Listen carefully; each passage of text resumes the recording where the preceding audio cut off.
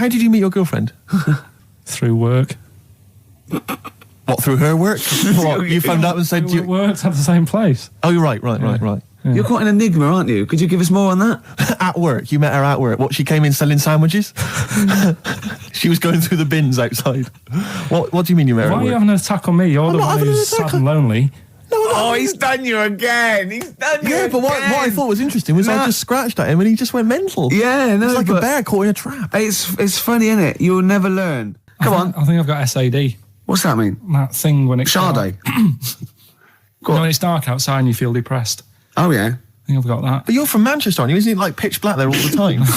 Isn't it like which countries? Is it Iceland where it's like dark all year? The land of the mole people. No. Yeah. I was telling Steve before. In fact, I'm not going to bore you with it. Go on. What were you saying about Wayne? Well, you bored me with it earlier. Can't you bore him with it? Yeah, it's only fair. What were we saying about what? Wayne King. Carl, play a record. Oh, that's disgusting, Carl. You're a pervert. Tickets for K-Fest. Right, go on. What's that? It's like a rock thing that's going on tonight. Right. If you're into that Welsh. Right, well, name some of the bands. Names of the bands. Niall. Go on. Right. That's one of the bigger ones. Mark Lanigan. Who? Not Lanners. Is Lanners playing? He's not really. Yeah. Mark Lanigan really playing there? I think so. God, who's that? What? Who's that? Who is Lanigan? Is he someone you went to school with? Who is Mark Lanigan? Who else is on? Who is Mark Lanigan? Is he the promoter? Is there a baguette-shaped gap left in their holdall? Before, let's make some bread that you can fit down your trouser leg. What? That's not true! No, it's not, I read it in Euston train station. I was waiting to go back to Manchester. Where did you read this? Scrawled on the wall in graffiti? Yeah. Do you know was it also meet me here for cock fun at 12 o'clock? The upper crust sandwich shop, Euston Station. It's on the wall. Ages ago. Yeah. Only people with money had drinking or something. That's like one of my film reviews. Years ago. Welcome to History Now. Now, ages ago, only people with money had drinking or something. Keep going, Carl. Keep going. Like spirit and stuff. So they'd it's like businessmen. It's easy for you to say. This is getting to be cruel, isn't it? This is amazing. Yeah, go on. Why did you open your mouth, Carl? What were you hoping was the best that could happen? Because you were trying to make me look stupid before with the planet, so I'm not... Whereas you know... Yeah, go on, no, come on. Businessmen. Businessmen with money. I've got to drink and ching. The pigs come, if you like. Sorry? What did you say? What did you say? What did you say? When you do what, Carl? What? What did you say? No, what did you say? Because I don't want to have to go to the radio authority again. What did you say then? Just remember. We are going out live, Carl. Yeah, remember Tom Binns, right? What did you say? What I'm saying is, why were they shouting Vera? Because pigs don't come to the name, do they? Hey? I don't know the ins and outs of pig, how to lure a pig into your trap. Can I just tell you some very, very interesting things about pigs? Please do. Right. One, everyone knows they have a corkscrew-shaped penis, right? A corkscrew-shaped penis. That's the tail, isn't it? Two, they can't look up. They can't put their head back and look up, right? Three, they can have a 30-minute orgasm. Yeah. Rick, is it only pigs that have got a corkscrew-shaped penis? No, and landlords. Okay. Very handy. Right. And it was a Christmas play, and I managed to get a part in it. And, did you audition? No. Got a part in it, and I should have been playing the drums to the one about Kings. We Three Kings. Yeah. I was meant to be doing that, but Little Donkey came on, and it was one of those... What do you mean came on? That was like next up on the next song. Right. And it's one of them songs that you can't help sort of tapping along to. Yeah. Do you know like if I was to go yeah, you'd have to finish it with. Yeah. Do you know that they actually send that into space? Do they?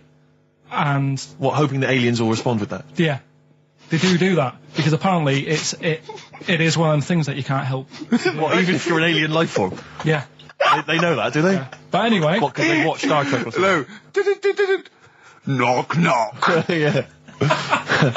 No, seriously. Is it true, like, if you say there? knock, knock into space, they have to say, what's wrong? Oggy. Oh, that is great. Seriously. Oh, hold on, what's something out there? What's a little green fellow? That is great. Yeah, so anyway, That is Little Donkey is like one of them tunes that you can't, and I was there and I had the drumstick and I thought, oh God. The drumstick! I could feel myself. And anyway, just wanted to do it, yeah. I started going along and playing Little Donkey, which I wasn't meant to do, but it went down such a storm. Okay, the film review.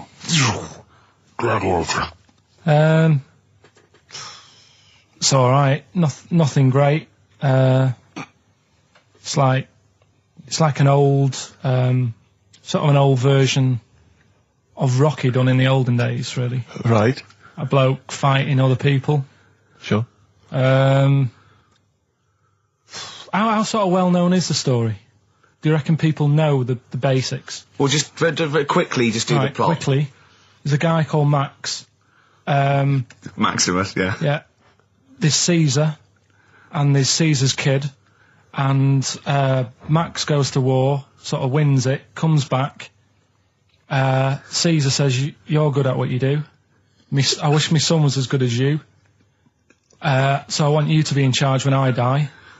His kid finds out, a bit annoyed about it, kills his dad, because he don't want anyone to hear that he said that he wants him to be in charge. Yeah. So his kid gets in charge and thinks, I'll show you. You're not going to be king, I am. You're going to be a slave or something.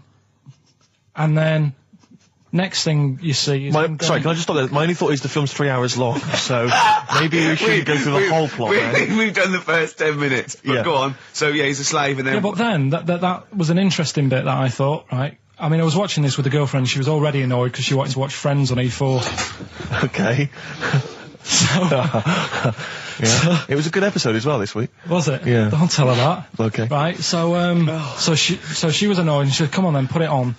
And I got it wrong straight away because it says on the back 149, so I thought that was an hour and 49 minutes. It turned out it was 149. No, I thought it was 1 hour 49. Yeah. But it was 149 minutes. Sure. So it overran anyway. By 40 minutes. Yeah. People got sick of him and they said, oh, we'll have to get rid of him. So they tried to, he loved cakes as well as women. Okay. So they said, let's poison a cake.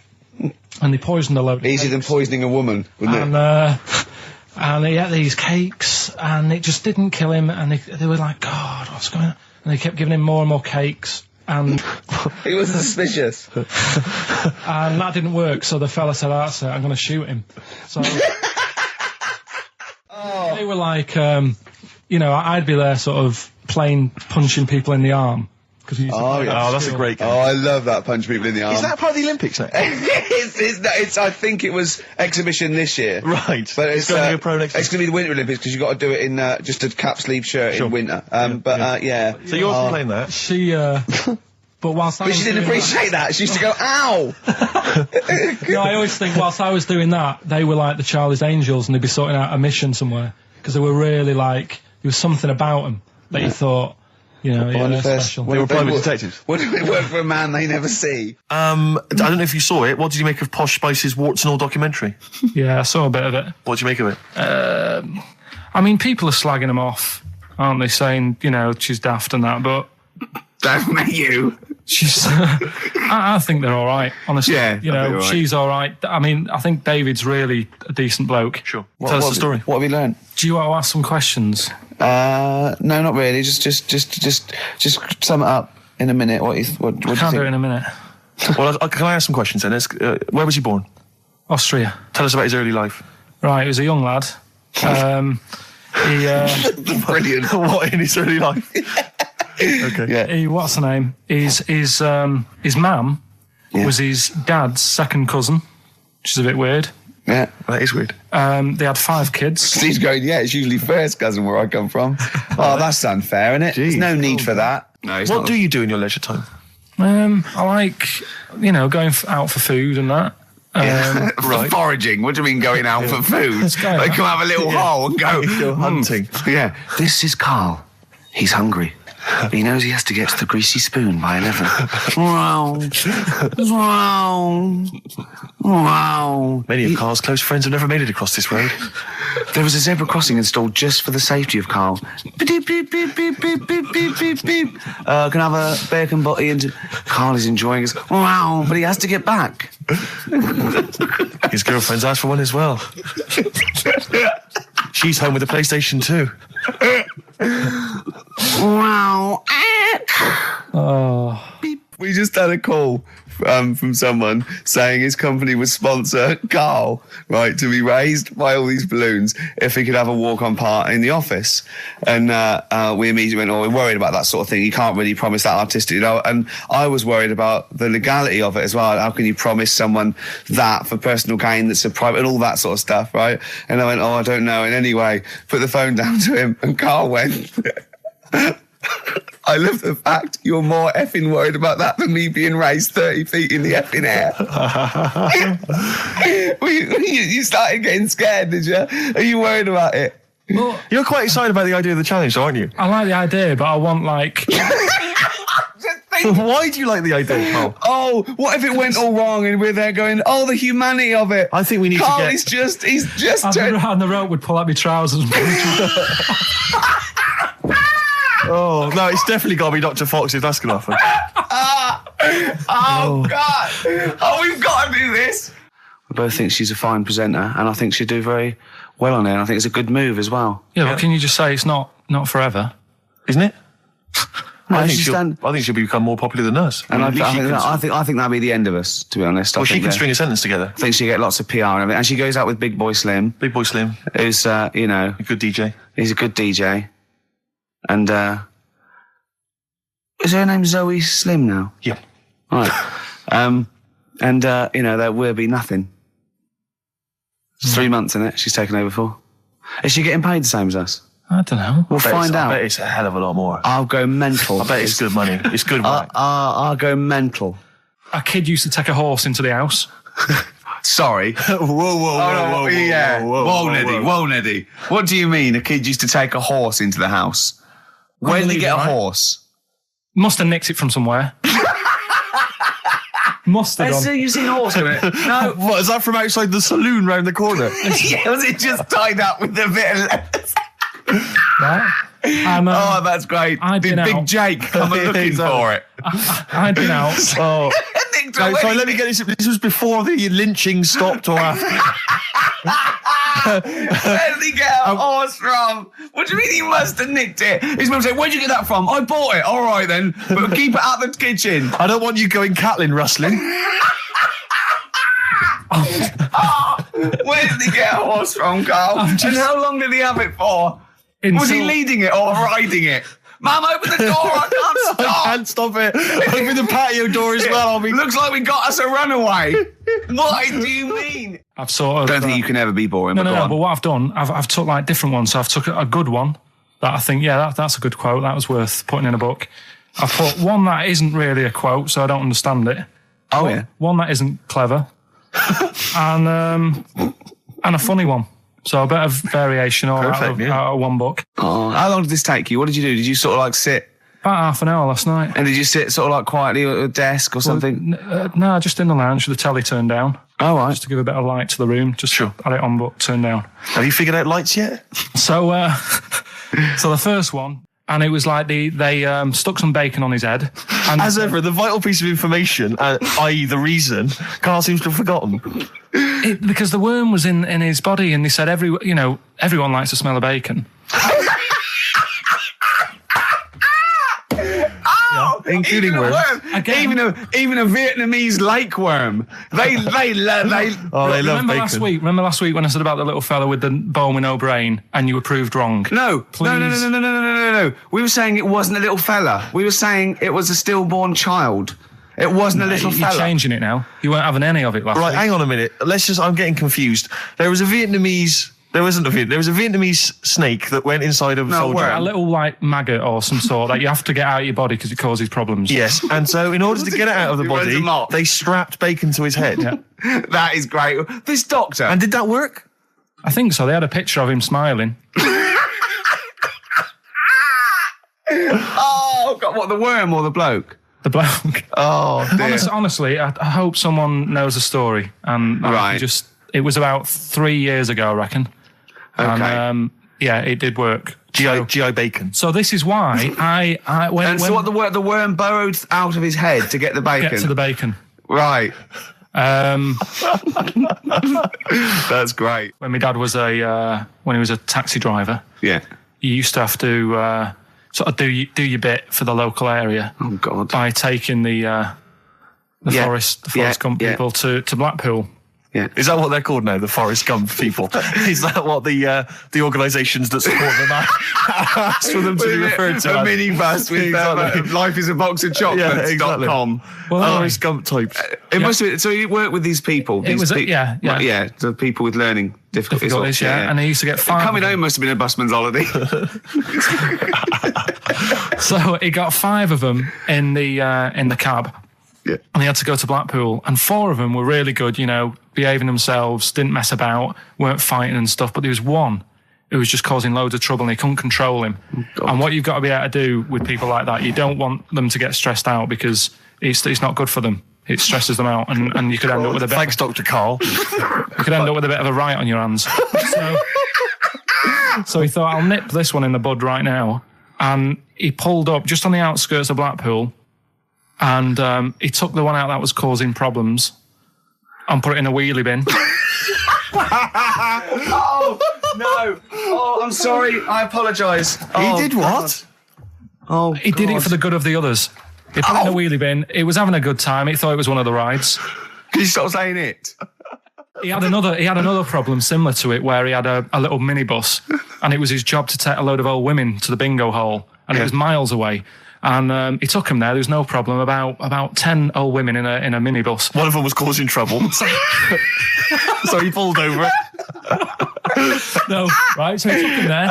Everything's fine. He dropped him off. They had a lovely night. Yeah. Right. They had a lovely night. Won a bit of cash. Coming back, it's a bit of a late night, and they all started moaning at him, going, "I want to be dropped off here. Take me there. I want to be dropped off first. I've got to get up early. Blah blah. My husband's expecting me. I'm already late. Take me here first. Take me there."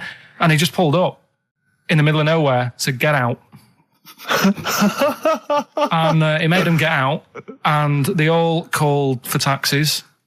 They charged that company who was meant to be taking him home in the minibus, and he got the sack. My mate, Anthony, his mum called up my mum and said, I've got to meet up with you. I've got to have a word with you. And she said, "What about?" She said, "I don't want to talk about it over the phone." So she goes, "Oh, right. Well, yeah, come round tonight then." So anyway, my mum sees me. She don't want to be in an awkward position and be a bit embarrassed and what have you. So she sees me and she goes, "Right, Anthony's mum's coming round. What have you been doing?" Yeah. So I go, "Oh God." I said, I've been nicking stuff. So she goes, "Like what?" So not big stuff. I've had a few calculators and Mars bars and stuff. How many? I'll just work it out. Hold on. Works out at 7.2 per day. So, how many calculators do you need? So it was when that phase. You failed maths, didn't you? Everyone wanted a calculator. It was like a trendy thing, wasn't it? Right. Oh yeah. In Manchester a couple of years ago. Yeah. So anyway, so I told her all this, and I confessed to computers will make it there one day. I confessed to There's magic in the back of battery. Go on. Confessed to nicking all this stuff. She comes round. She only wanted to borrow some money. Brilliant. She said, "Oh, I don't like asking. I was a bit embarrassed to ask you over the phone, but can I borrow 20 quid? Oh, that's fantastic. And there's me. That's great. And it's similar sort of thing to yours. And did you? And he went, "Hold on, Mum, let's just work out the interest on that. I bank at 10%. She'll owe you £4.40. Yeah. Oh, so your mum was a loan shark. yeah. And did she mention? She went, I just with that other, because what I'm saying is presumably you got your mate in trouble. No. Right, No. She went, "No worries, I'll just go and get my purse. It's on the dressing table." Exactly. Yeah. Karl, do you want a cigar? Well, quite. Yeah, but what is exciting surely is the razzmatazz and the brushing shoulders with the rich and famous. I'm not into that. You're not? No. I don't feel you're going to appreciate this like we thought. It's weird because Suzanne said to me this morning, who would you like to meet there? Yeah. Is there anyone who you can get close to and it's like, God, I really admire your, big fan of yours or whatever. And it's me and Steve, so you're here now. Well, I really admire your big fanny. I didn't. What did you say? What did you say? You know, if you're a big fan of it. Oh, right, yeah. And, Sorry. there isn't anyone, really. Do you know what I mean? Isn't there? You know, you two are all right. Thanks. Jonathan Ross, is he going? He might do, I don't know. But hang on, wait a minute. Like I can't help but feel we could have exploited this more. We could have maybe run a competition to let someone win. You know, if you're not going to appreciate it, Carl. Yeah. Are you going to get a trouser suit? Are you going to get a ladies' trouser suit? I just think then, if you go sort of like looking macho and walking down with him, you know, they know that you're not really partners. And I just think it's a slap in the face for BAFTA. That's true enough. No, it doesn't matter what you wear, though. Look at Elton John. Can't you mince a little bit? Can't you at least sort of walk a little bit mincy? Because you've got such a macho sort of mank walk. Elton John's fella doesn't look gay and stuff he wears and that, does he? Do you know what I mean? It means nothing. No, but that's because Elton's doing the work for him. No, but... By dressing as like some kind of restoration dame. Yeah. Right. Go on then, Carl. Second one, then. This is a bit easier, but I still think it's a good one. So this is, we should explain what this is if you've just tuned in. It's one of those stupid lateral thinking problems. That Carl himself has created. Yeah, that was his homework. Right, this one. It's a fella. He has a normal day doing stuff. Nothing wrong with him. Right? And it's the twist in the tale. It's just like Tales of the Unexpected. Yeah. Just a normal day, nothing wrong with him. Hold on, though, he's got the legs of a fish. Go on. So that's why he's been hiding his legs. So Go on. He does his normal... The legs of a fish. Sorry, Carl, carry on. He has his working day and that, and then he gets a bit tired. Goes to bed. He puts the light on, leaves it on, goes to bed. Oh. That's crazy. That's mental. I can't think what's happened. Anyway, here's Radiohead. Right, okay. What? The question is, why does he put the light on when he's going to bed? He's had a normal day. He's come home from work. Is that right? He's come home from work, or he's not been working? Yeah, he's just been out? No, he's been working and stuff, I think. You think? You've made it up, Carl. You can decide. So the question is, why has he put the light on when he's asleep? There's a reason that he's put the light on when he's asleep. Has he gone to sleep? No, Carl, don't shrug. You're meant to answer these questions. He put the light on before he went to bed. Yeah, and the question you're asking me is why? What's the scenario? And the light's on and that, but he's gone to sleep. Yeah. He started reading and then he fell asleep. No. Did he intentionally, for some reason, put the light on? Every night. It's mad. Sounds mad. That's Carl, doesn't it? Every night he does it. Yeah. He puts the light on when he goes to sleep. Carl, is the point of this, he puts the light on for a very good reason. Not for us, but for some people. He's blind and it's always been on and he thinks he's turning it off, but it was on in the day and he thinks he's turning it off, but he's turning it on because he's blind. No, that'd be stupid. That works. No, that works great, Rick. Yeah. Thank you, Carl. So you've got to come up with... Hang on. If you're blind, why would you put a light on? No, he thinks it's off. Yeah. But why would he turn it on anyway? Just think so he doesn't get burgled, so people know he's in because he can't see him. So he just he puts the light on when he's there, then he turns the light off when he goes to bed, so people think it's fine. But he's got it out of kilter, and actually he's walking around in the dark all day. I don't believe that if you're blind, you turn your light on. I don't think you'd be living on your own, would you? I'm not having that for a second. Do blind people live on their own? I'm not having that for a second. Well, some people do. Lonely blind people live on their own. No, if you got bad eyes. Any even women? Are there any blind women who are living on their own? Well, never mind your concern for the partially sighted or sight impaired people coming to London. Get on with this. Yeah. So there he is. Yeah. It's like, a bit tired. Yeah. Just put the light on. Get to bed. Yeah. So he turns the light on and he goes to bed. Yeah. Oh. Should we play a track? He's not sleeping on the job. He's a lighthouse keeper. Well done. Is he a lighthouse keeper? That's not it, Carl. He's a lighthouse keeper. Right. Why wasn't the light on all the time? Because it's light in the day. You idiot. Play a record. What? Play a record. You're a buffoon. No, actually, the light isn't on in the day, is it? No, it's not. I think you're the buffoon. Yeah. Carl has won!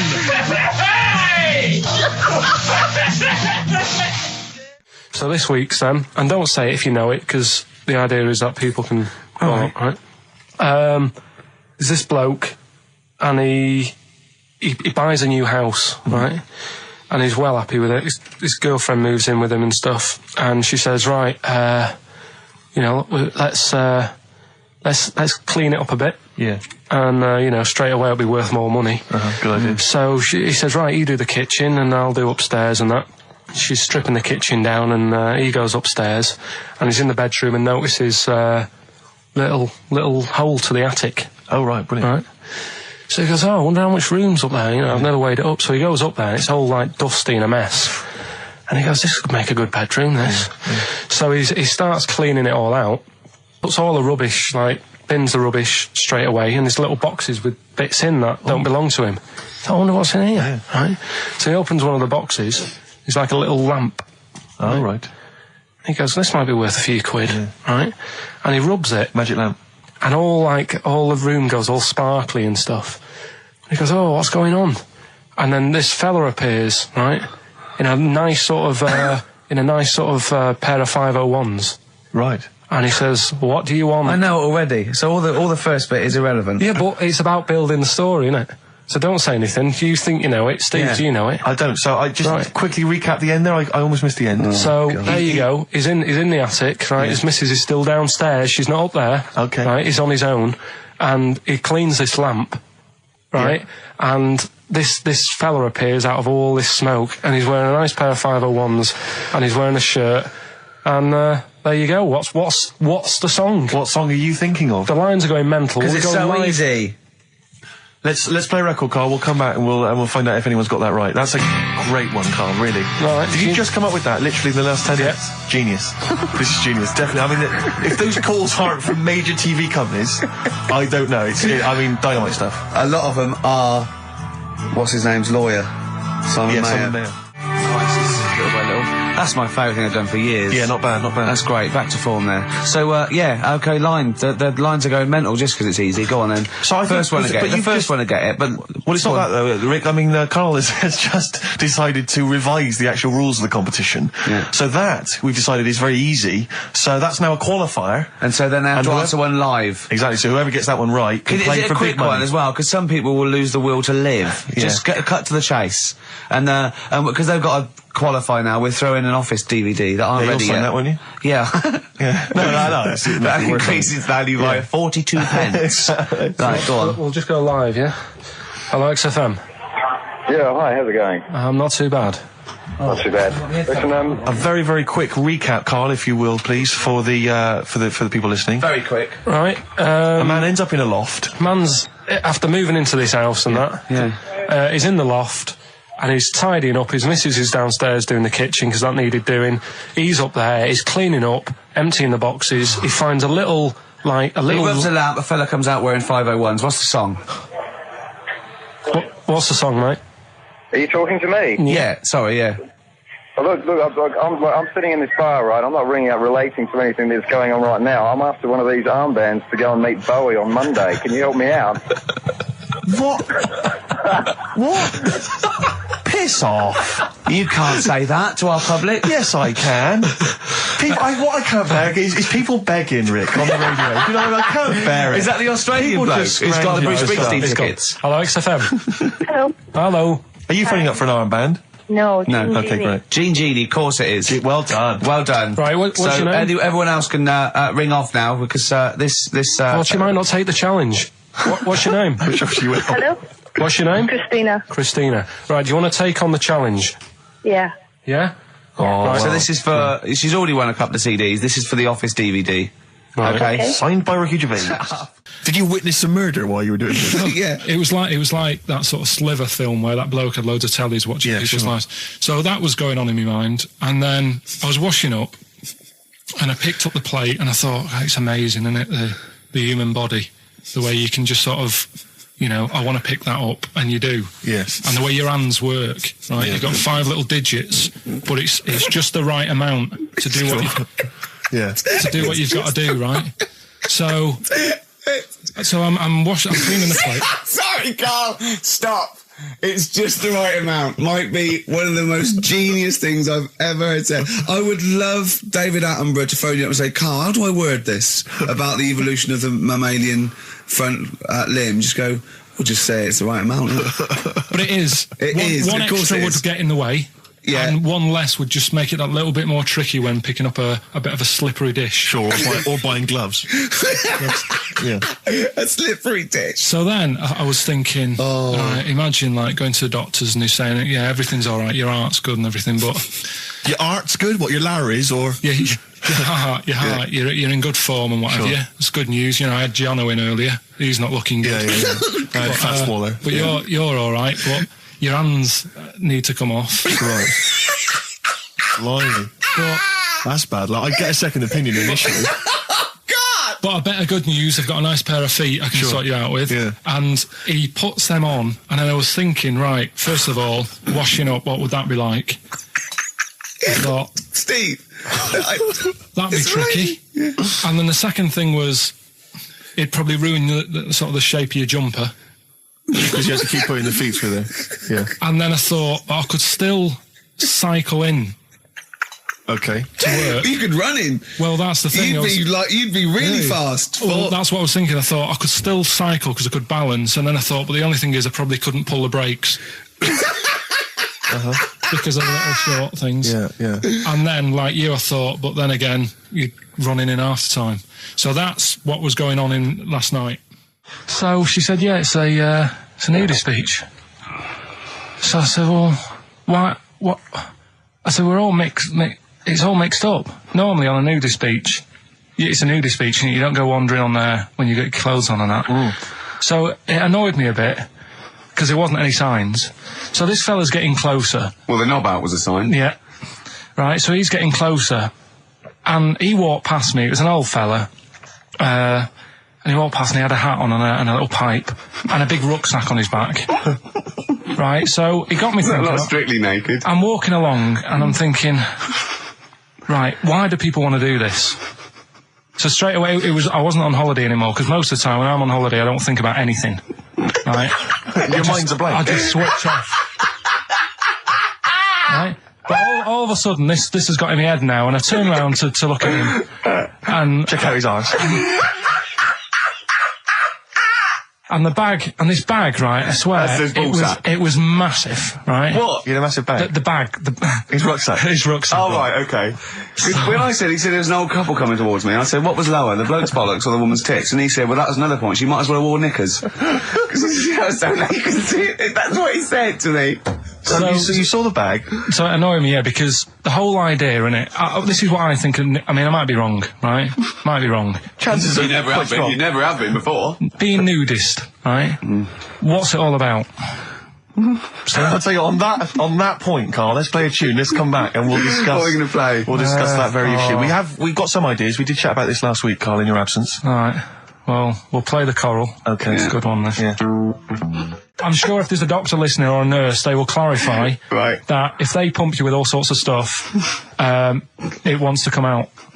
Right. So you're sat there having a serious chat.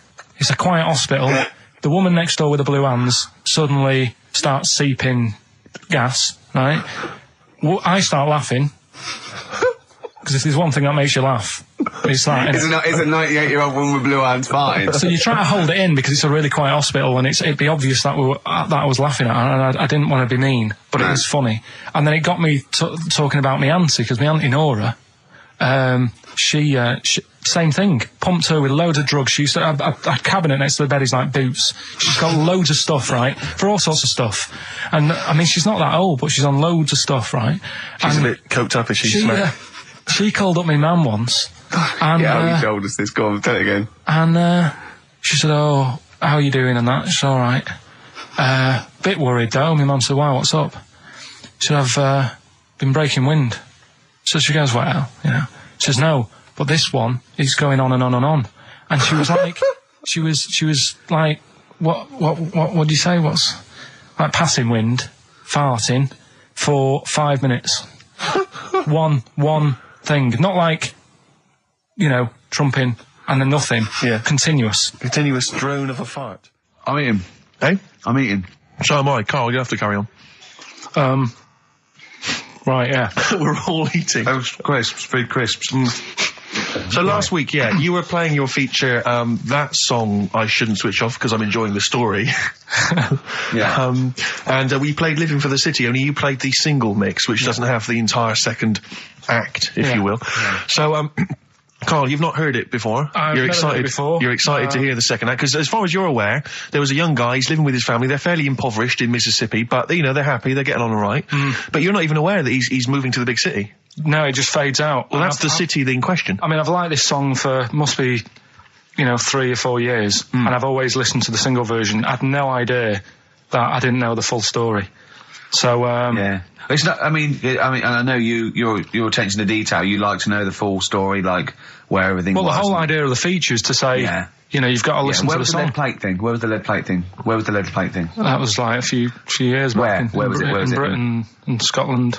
Yeah. It was a problem all over the world. They had to deal with it. You're making it up now. Is it something you saw in Lord of the Rings? Yeah. Right. So anyway. Yeah. So the Lion and the Witch, go on. Go on. So far then, what did we learn in this story from We Stevie learned so Wonder? far from Stevie that there's a young lad, he's got a family, he's fairly happy, except they're very poor, and they struggle to get by, but they're happy and they're doing it anyway. He's moving to the big city. Carl, this is the bit you didn't realise. Just play the track. Okay, here we go. So this is halfway through. This is now, halfway through the tune now. You've not heard this before, have you? Let's go. Sorry, I accidentally played an episode of Kojak. By mistake. We were going to play a song. Carl, what did you make of that then? Yeah, what's happening there then? Eh? He was living with his family, he was fairly impoverished. He went He's on a moved bus, to the new... bus he was on, was it? Right, so what's your take on it, Carl? After hearing that, what I've worked out by it, the first part that we heard last week, everything's alright, but it's not that great living in Mississippi, right? So he goes, I'm gonna go to New York. There's plenty of work there. Yeah. They'll sort of accept me as, and everything. So he goes there, and the weird thing is, he's hardly, been in New York for a second. He gets on a bus, all of a sudden some copper's arresting him. He's like, what's going on? And then he's got 10 years. I mean, what you can't hear, because the levels are quite bad. I mean, I work with sound. I can't really hear what's going on. You're criticising Stevie Wonder, I'm sort of guessing that he didn't pay his bus fare or something. And 10 years. He got 10 years for that. I really don't know what was going on. And the last one... I've got that one. That's terrible. That's terrible. Okay, quickly. Oh, God. And the last one is that bloke who does... Come on! It's making me laugh. Come on, Carl, be professional. Right, the last one. Right. I can't do it, it's making me laugh. Oh, come on, I'll come and read them then. No, hang on, Come on, Carl. Right, here we go. They don't do this on Blockbusters on TV, do they? No, come on. That bloke who does sport on telly. He's got a little kid, right? Initials DC. What? Is that, I'm was that the completely clue? confused by that. Was that the clue? Yeah, that bloke who does sport on telly. Yeah. He's got a little kid. Initials DC. Okay, is that a band? Or an artist? It's I'm not A gonna tell you. cheese. I'm not This is gonna a tell you. well-known sandwich. Is it? What is it? Is it a band or an Right, artist? so just quickly recap. That's, Okay. it's a Come B. on, Carl. Right, Come on. quick recap. The first one is B. I don't think them birds should be around in this area. Right, that's B. Right. Second one, he doesn't like women, yet he's got a few kids. It's a bit weird. That's PD. And the final one, that bloke who does sport on the telly, he's got a little kid. Right. DC. All right, and it's ricky.gervais@xfm.co.uk if you want to enter for Hellraiser. Oh, I'll tell you what, continue to do a little theme of some old stuff people haven't heard of. If you're under 30, you probably never heard of this band. It's also a new thing I want to introduce. It's Show Up Camfield. Camfield talks the talk, he doesn't walk the walk. He doesn't play some rock classics on his show because he's scared. I'm going to play the tracks that Camfield's too scared to play. This is Kansas and Carry On Your Wayward Son, alright? Kansas. Carry on your wayward son. No, again, I spoke to you in the week, and I had much better things, like when I tell you about Brian Blessed climbing Everest, and for some reason it made him, it played havoc with his belly, and he followed through, and he had to clean up. Shut himself? Yeah, using ice and snow. Why are you telling me that Brian Blessed, in what way is telling me that Brian Blessed shit himself once in any way educational? Because I was saying how he was climbing Everest, right? Right. I give it to him, he's an actor and that, but he gave that a go. Yeah. Right? It played... What's the point of that, you'd say, wouldn't you? You'd say, God, he's he's Oh, so he's alright. Me doing a boxing match for no reason is rubbish, but him climbing Everest and shitting himself, Yeah, he did that. is commendable. Right, and he's only going to, go and do it again. He's going to climb it again. Yeah, but he might not shit himself this time. Yeah, what's the point in going? Nothing's changed up there. Yeah, good point. Yeah, It should be. Well, it has. They've probably cleared it up by now. Right, but it's slip on it. I can't even be Go- bothered telling you this one because. Come on, To be just honest- do it. Or do it now. Steve, how we doing? Look, no, never mind that. Look, just tell me what that means. Oh, he's a nuisance. Oh, this is so annoying, Carl. I'm going to go mental. Right, talk. Right. Listen, I'm just putting Right. this in here, right? Right, nuisance is a bit of a nuisance. Yeah. Apparently, Yeah. the old fella who used to hang people. 1800s. Yeah. Yeah. He used to be able to tell somebody's weight just by looking at them. Right? That's a bit of a bonus fact. We'll be the judge of that. The thing that I wanted to tell you is money for old rope. Do you know what I'm saying? I can't even be bothered. Yes, you're going to tell me now. Come on, Carl. I mean it. Basically, money for old rope came from the right. What was all that about? He can tell someone's weight. What was all The that bonus for? fact. And blind blessed shitting himself. What are you? What? Look, no, tell me that now. You nearly made me swear. Then, I'm getting really annoyed. I'm getting really annoyed now. Tell me this back, Carl, or I'm going to go mental. Come on, Carl, time's running out. More that people years ago, when people used to be hung, right? Right. If you didn't like the person who's been hung, you'd go, God, I really don't like him, and so you never forget the Because time. even if when they're being hung, we take that as read. Yeah. So they never forget afterwards to get the hangman to get the rope and to cut it up into little pieces, and he'd sell them. He'd sell the little pieces of rope to people. and See, they'd go, Carl, that's the most interesting thing, if it's true, that you've come up with. Right, okay. And so so they sell the rope, they sell the rope, and it's money for old rope. money for old rope. Meaning, like, God, it's easy to make money. That all they have to do is cut it up and sell it. I'm cynical. Sorry, you were telling us a story about... So anyway, she'd get the newspaper, right, and she'd stick it in front of my eyes, and What does that say? Go on. so she'd You inherited a lot from your mum, didn't you? So she'd cut me fringe, right? Yeah. Well, then she'd go, it's not straight. It's not very good. So she'd go again, and she'd keep going. And the problem Is that why you're bald now? I was going to say, is this that you have got hair, Well, but she has to get it right. Yeah. And it takes her to the back of your neck to get it even. She sort of removed the newspaper, and she was like, oh, God. And I said, what? And she goes, oh, I'm sorry. And like... What, did this happen every Sunday? Can I ask you, Carl, when she was cutting your hair in this picture, do you think she was maybe sidetracked by an interesting article in the paper and really wasn't paying attention to or what she was did her doing? favourite hymn come on? Yeah, and indeed. she started Or Compo was rolling down the hill. in a bath. So I ended up with a fringe sort of on the back of my head because she just kept going further and further. Right, there's a little midget. Right, there's a circus. I'm loving it already. Circus going on somewhere. I think it was in America. And Is that present day or old times? I'm talking like in the last 3 weeks. Okay. Right, little midget. Circus, really packed out show. People are loving it. Steve, you'll ask the same question I did, I know. So there's a little midget jumping up and down on a trampoline. What circus is this? Right. I'd pay good money to see it. So everyone's clapping, and he's getting carried away. Because he can't believe they're loving it. I didn't know they'd like a little person on a trampoline, but they love me. But you know what it's like when if there's a crowd of people sort of encouraging you to sort of go higher and stuff. Yeah. And I'm sure he knew it was getting out of hand. But he was jumping and he was coming down the road going higher, and he's going really high in the air, right? So he's doing this. Crowd are clapping. There's a hippo, right, just sat next to the trampoline, getting ready to come on and do his act. Oh, right, I thought he was in the audience. Getting ready to do his act, Steve. So the He's a hippo's- ventriloquist.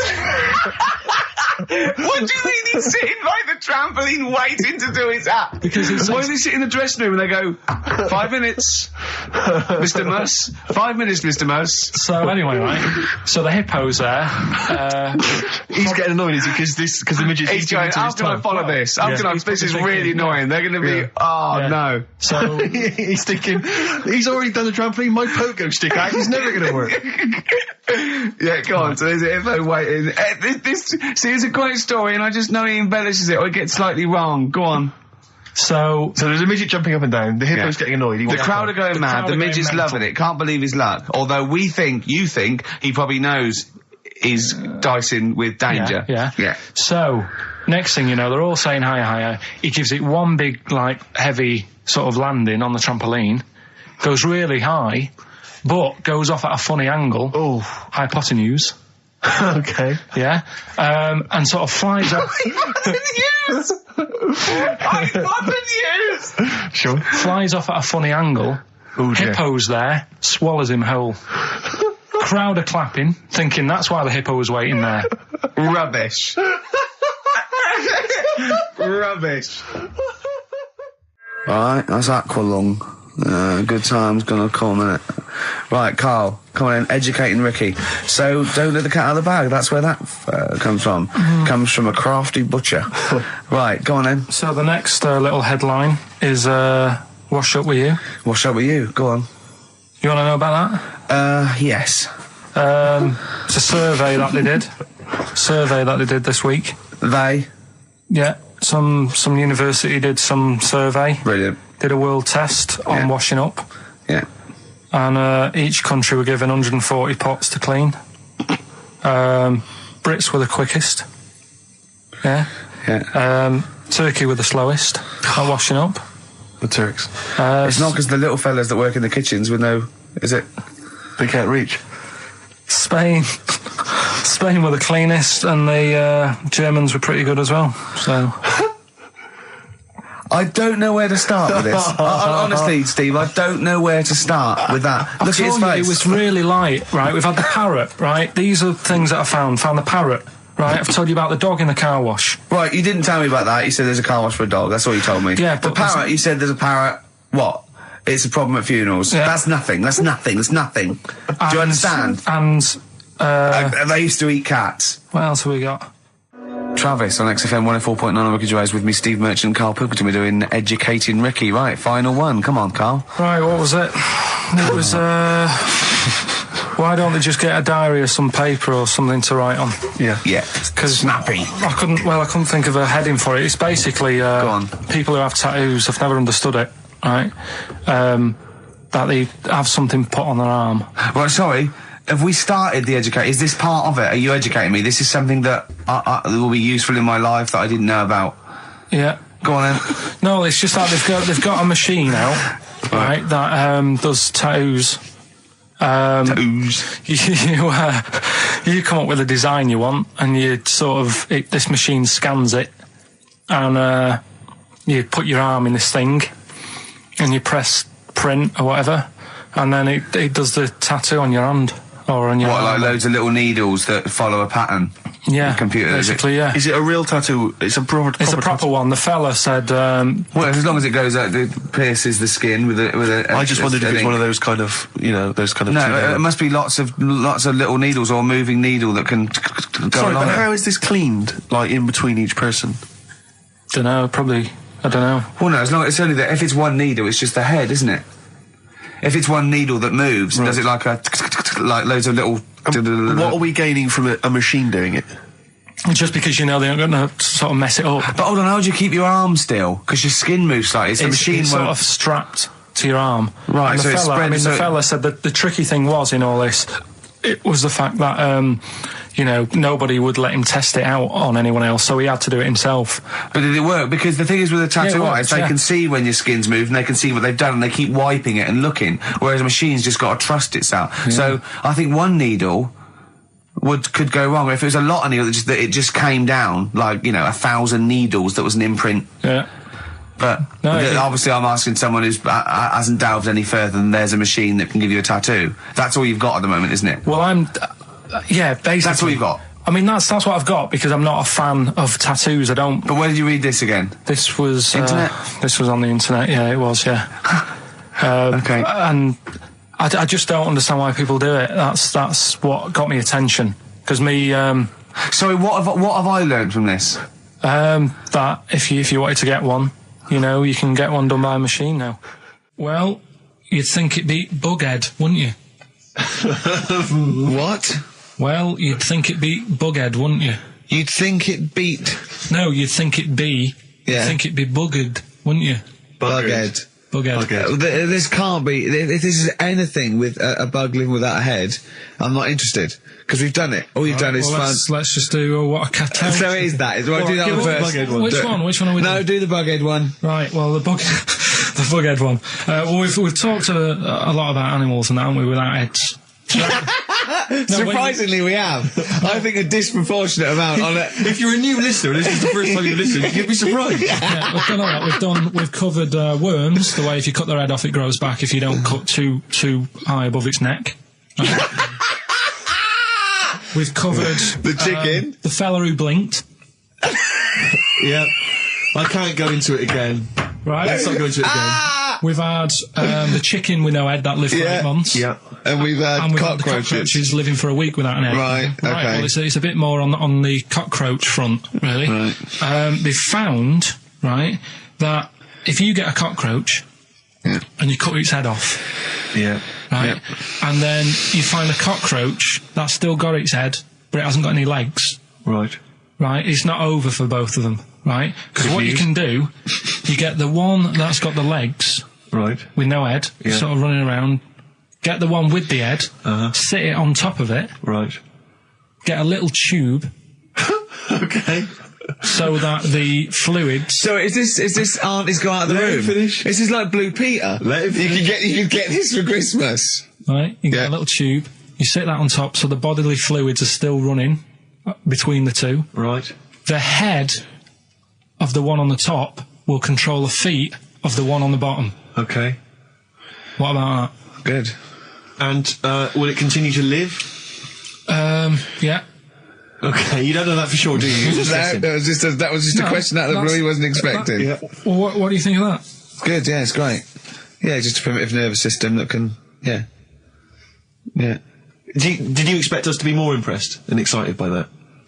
Did you fall off your chair when you read that? Did you literally topple off? Snowbird from Mark Eitzel, part of his covers album. He's so happy that the XFM listeners understand his stupid clues, and he knows it annoys me. We've got some right We'll answers be from giving out the Rockbusters. answers just quickly, just in case someone sort of missed one of them. I'll just quickly do them, yeah? Yeah, go on. First one, there's a load Short of letters. show. There's a load of letters there asking for advice. Put them on Claire's desk. Oh, well, Merry Christmas. Ask your mum if you should. Oh, well, Merry Christmas. And a couple of people were arguing in the supermarket. It was at the Christmas, fruit and that's veg why. counter. And that's B. Okay, we'll give those answers out shortly. Yeah. Right, here's the last clues of the year. You had, there's a load of letters there asking for advice. Put them on Claire's desk. Go that on, was no idea. F. That was for foreigner. For Rayner. I don't know what you mean. Claire Rayner. She took advice. She gave people advice. So that's a foreigner. That is shit. Right. I'm sorry. That might be Christmas. That is absolute A garbage. lot of people got the right answer. I know, well, that annoys me even more. Number The two. second one, ask your mum. Foreigner. Yeah. Foreigner. Second one, ask your mum if you should. That was S. That was Shalimar. Shalimar? Shalimar. Right? No, bizarrely, what was the clue there? Ask your mum if you should. No, we got a lot of people saying Smashing Pumpkins as the answer to that. But I don't know who's saying that today, Mum. Smashing Pumpkins. Merry Christmas, Mum. Smashing Thanks very Pumpkins. much. Nice bollocks. Yeah, exactly. Oh, that's great. That's great. Right. Smashing Pumpkins. Wow, here's a bit of a turn up for the books. Karl Pilkington on the line. Right. Yeah, where you been? I'm off ill, aren't I? Right. Okay, what's the matter with you? Just a bit bunged up and that, and got the shakes, got that sort of, that shaky thing to get. Yeah, that's because you didn't eat last time when Suzanne was at work. Yeah, well, I think that's what brought it on. Plus, she was away in the week, and I put some wet jeans on. And I think that's what's caused the problems. When did you put them on your head? No, they were just on the Maiden, and the legs felt dry, but they Just were on the what? On the what? Have you got the maiden? What was she doing there? What do you mean? On the Maiden that you put clothes on. What? Your clothes horse. Maiden. Your clothes horse. Well, yeah. Right, okay, so you put wet jeans on, yeah? So that's why I'm ill and that. I'm Right. not having a good time. I've been watching the football. So you're just sitting at home watching telly where you could have been sitting here? Well, I would have been better off there because I've got a chair there. I've got no chair at home at the moment because Why? I sold it last week. Why did you sell a chair? What, you sold only the had sofa, one I was chair? telling you. What? Look, can't we just, I just was calling up to let you know I was alright and that. We're not interested in that. We want to know about the chair. I sold it. I had a little two-seater and I sold it because I'm getting a new one, but I've got to wait another month. So you've got to sit on the floor for So a you month. sold a chair before you had another one? Well, she might not have wanted to buy it in a month or something. so I got rid of it whilst I could. She was alright, buddy. We'll talk about that next week. Oh, you're going to be in next week? I look forward to that then. That's a dynamite piece of radio to tune in for. The Yeah. day Carl sold a chair. Brilliant. Alright. So you alright then? It's going alright? Well, why did you take this long to call? We asked you to call since the very Because I was beginning. We've been watching phoning you. Why is your phone Yeah, switched off? I heard the beginning. I heard the beginning of the show. I thought, yeah, it's going alright, did air and stuff. Turned it off. In You fact, turned it off? No, I put a tape in though, because even though I'm ill, I'm still showing an interest in it. Well, you're not. If you're watching football and shaking. Yeah, well, I'll listen back to it later, so I hope you haven't been dissing me. No. Right? Definitely not. Don't I'll listen be back to it, it's not watching worth it, but we haven't been dissing you, no. The darkness growing on me on XFM 104.9. Oh, it's all going well already, isn't it? The microphones fell apart. Carl's shouting because he got headphones on. His music's turned up too loud. Canfield level. God, it got pre-out. Look at him giggling. Look at him laughing. That's so funny because I got a letter here from who was it from? Mike Heel, who sent me a little picture of a little Japanese fella from a film who said looks like me, and he does a little bit. But he says, please can you make Carl laugh? I've never heard him utter as much as a snigger, and I'm worried he may have a genetic disorder. Well, I mean, he has got a genetic disorder, obviously. But, he was giggling then. I hope people heard you then. Look at his little face. It was a joy. Oh, I love the things that make him happy. But I love the fact just before the microphone came up and just before the record finished, he had his headphones on, the music was too loud and he was just shouting, Bauhaus is not working! Bauhaus is not working! Play something else! I went and found Ziggy Stardust by Bauhaus and he said, why isn't it working? Look at him giggling, look, he's lost it! Is he going away? Are you on drugs, Carl? What have you done? He's tickled, look at his little, he looks like one of those shaved monkeys. Look at his little, oh my god, I've never seen a forehead glow. I know, it's extraordinary. Oh. And he's got that red shirt on as well, so the whole of him is just a big glowing... Carl, what are you trying? What are you putting in? I'm going to see if I can get this to work. Go on then. Hang on. Brilliant radio. I hope Dr. Fox is listening because I think he's eating his words right now, Steve. Right, I think I've done it. Well done.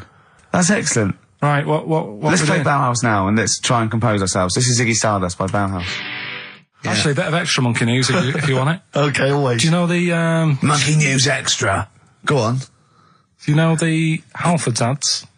Halfords ads? I don't think so, no. What happens? Halfords, they've you know, they sell nuts and bolts and stuff. Right. They were using monkeys in the ads. Okay. Yeah. And what happened? Don't they sell bikes, Halfords? Well, mainly. Bicycles and motorbike stuff in that. Okay, so they're using monkeys in the advert. What happened? I can't handle it.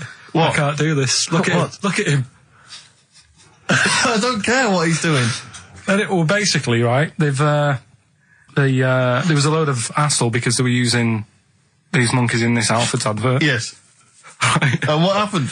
Get to the point. It turned out there wasn't a problem because they were mechanics in the first place. Well, they were monkey mechanics? Yeah. What are you talking about? Mental. What are you talking about? That's not a story. Right, anyway, listen, let's get back onto They were mechanics in the first place. Right, listen. Right, so they're making this documentary. Right? And stumble across a little gang of... Come on! Get on with it, please. Little gang of monkeys. That's the first time I've ever laughed. I'll hear that. I know. Well, brilliant. What do you want, a cake? Come on. Can we play a song? Oh, I don't understand what is wrong with you, you freak. It's making me laugh. Just tell us the story. All right, then. All right. So anyway, right, so there's this documentary being made. They found a little gang of monkeys. Right, play a song. I don't know what's going on here. I apologise. It's just if you were looking forward to monkey. Got to hide your love away. According to the Beatles on XFM 104.9. I'm Ricky Gervais with me, Steve Merchant. Right, Carl, come on. Monkey News. Where everyone's composed. The jingle, please. Oh, chimpanzee that monkey news. Excellent. Okay. Right, where were we? We were just start again. There's some people making a documentary. For what? Okay. Making a documentary in the jungle and that. Right. Stumble across a little gang. Okay, come on. All right. A little gang of monkeys. Yeah. Oh, come on. So the camera crew are there filming it. Yes. Everything's going normal. It's all fine. Nothing odd about it. Okay. They're not running a restaurant. They've not got any barber shops. Nothing. No. Just regular monkeys going about their business. Yeah. So anyway, What normally happens is the monkeys sleep with the partner. They already do what? They don't sort of sleep around in that. Once they find a girlfriend or the boyfriend or whatever, they stick with them, right? Okay. But anyway, they were watching this one, right? And it's going around a bit, sleeping around. Oily. And it was getting fatter. They thought, this is a bit odd. Yeah. Right? So, followed it round. And, see it having it away. Turns out, little prostitute.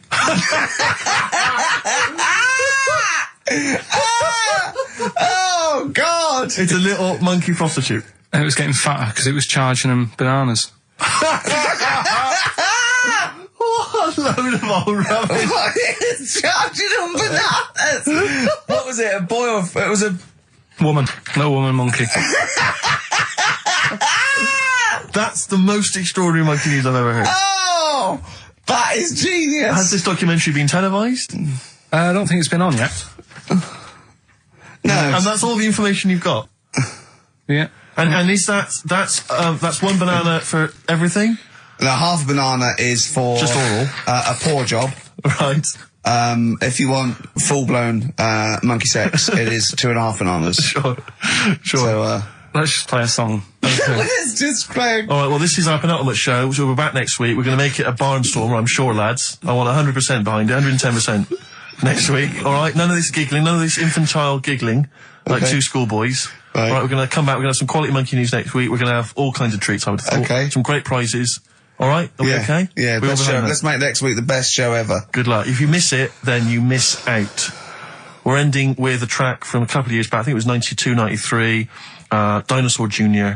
Start Chopping. Play that. Start playing. Forget Start Chopping. Start playing. All right. All right. See you next week. Yeah. And another bit, this was the best one, right? Grab it! Right, there's this fella, and he was on his bike, right, Yeah. cycling to work or whatever, and he sort of sees this thing in the corner of his eye. Right? Literally in the corner of his eye. Or you mean he saw He just said he saw in his something. peripheral He vision? saw Okay, something yeah. and thought, what's that? Yeah. So he thought, oh, doesn't matter, whatever. And he stops off at a cafe, right, get a little scone, a tea or whatever, and he goes in there and he's sat down, and the waiter comes over, he says, yeah, what do you want? He says, I'll have a scone and a tea. He goes, all right then. So he goes to get it, comes back. As he puts the tea and the scone down, his face is like, what is that, right? Like a look of frightenedness on his face, right? Drops the tea and legs it. So the fella's going, what? So he legs it after the bloke and goes, what? And he says, oh, something came out of your nose. That was massive. Sorry, something came out of the Listen, guy this is all serving. true because people would have watched it, so don't start saying it Sorry, didn't but hang on, I happen. just need to clarify. The guy on the bike... I don't believe he ran away. Wait a I minute. don't believe he legged it. I don't believe he had a look of frightenedness on his face, and I don't believe he said something massive came out your nose. Wait a minute. And I don't even believe he had a cup of tea in the scone. These are the things that I think are embellished. But who had something coming out of his nose? Was it the guy serving the scone? The one who was on the bike who ordered the scone, Yeah, but what It was came out it? of his nose. Yeah, what was it? Came out of his nose. right? So he goes home and he thinks, I've got to sort this out because he's not good in that. So he But sat. what? No, it was out of his nose. So I mean, it poked out of his nose. It didn't come out. It just said hello and then it... It was like the maggot in the head. Yeah, he just yeah, popped, it just- popped his head out, had a look around, and went back in. Why did the bloke drop the tea and run? Well, it's weird, isn't it? All right, so he goes home. He goes Yeah. home and he goes, oh, God, you know. So he sits in front of the mirror and he's sat there waiting. This thing comes out.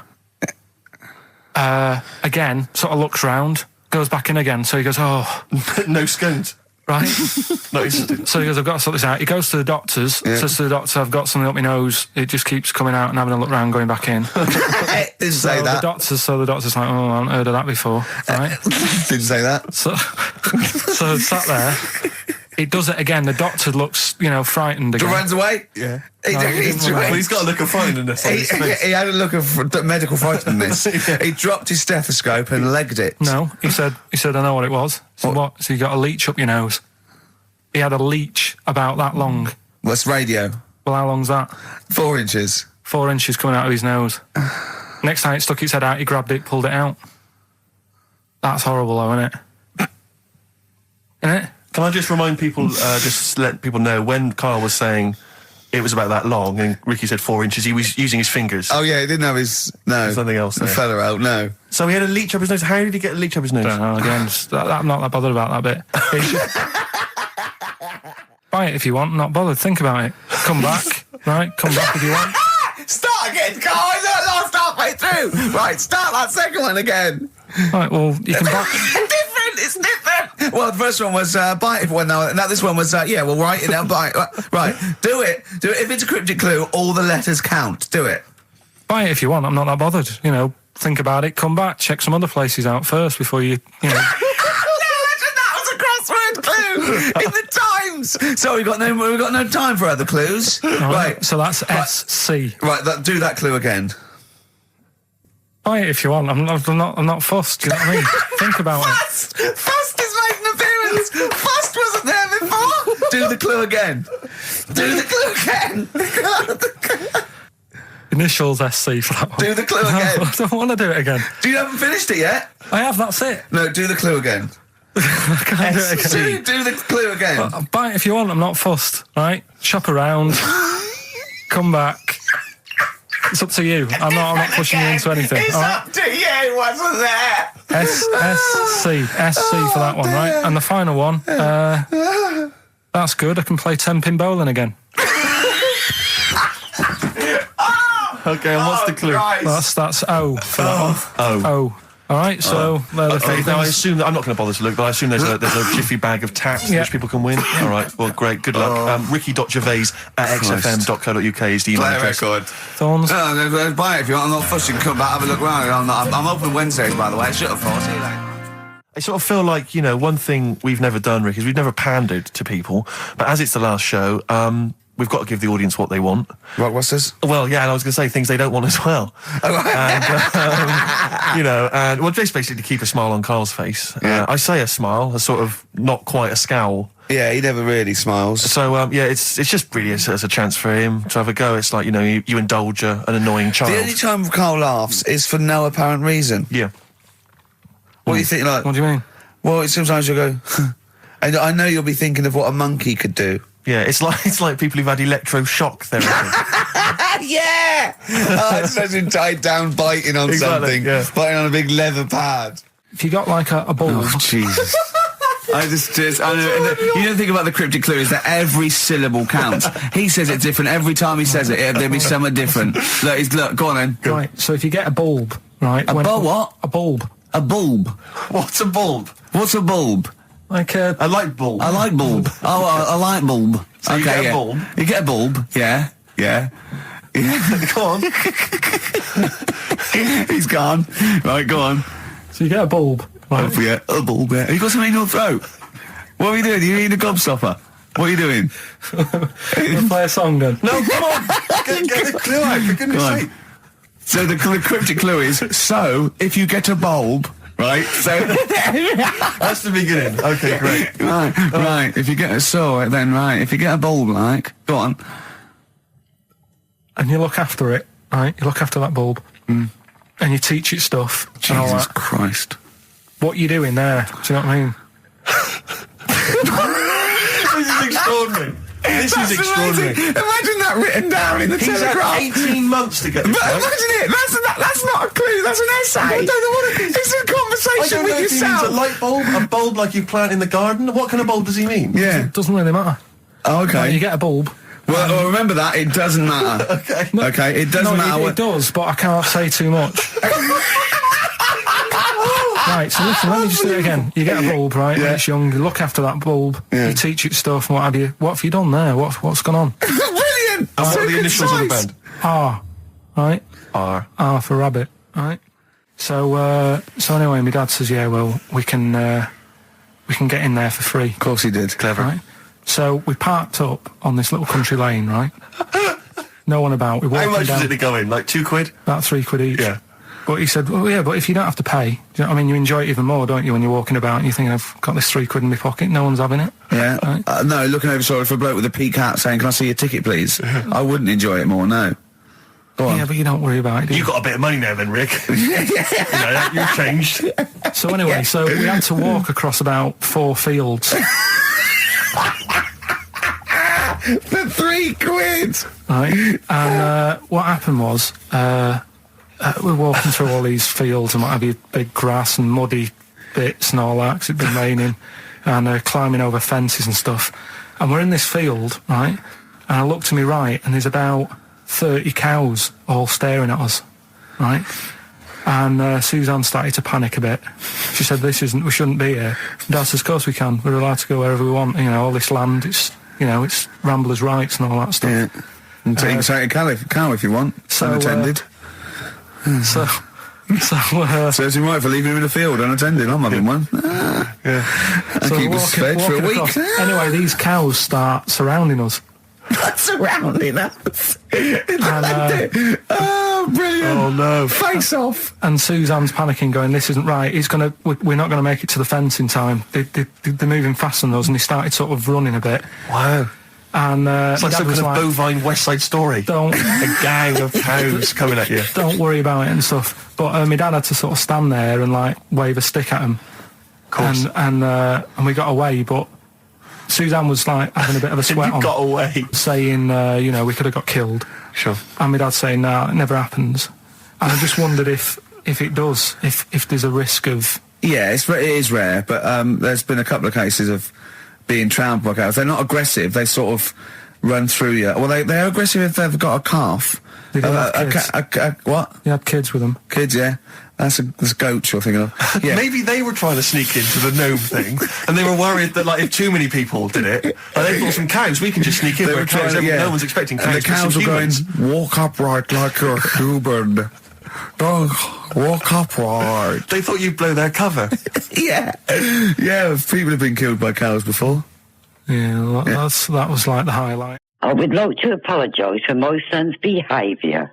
He is a filthy little who's been a for most of his life and treats me like a So, Doris Stokes, right, is dressed like a dominatrix, Yeah. right, and she's dripping hot wax Yeah. onto the naked torso of Arthur Millard. Yeah, of course he is. Right, Yeah. and he in turn is being pleasured, right, by Dusty Springfield.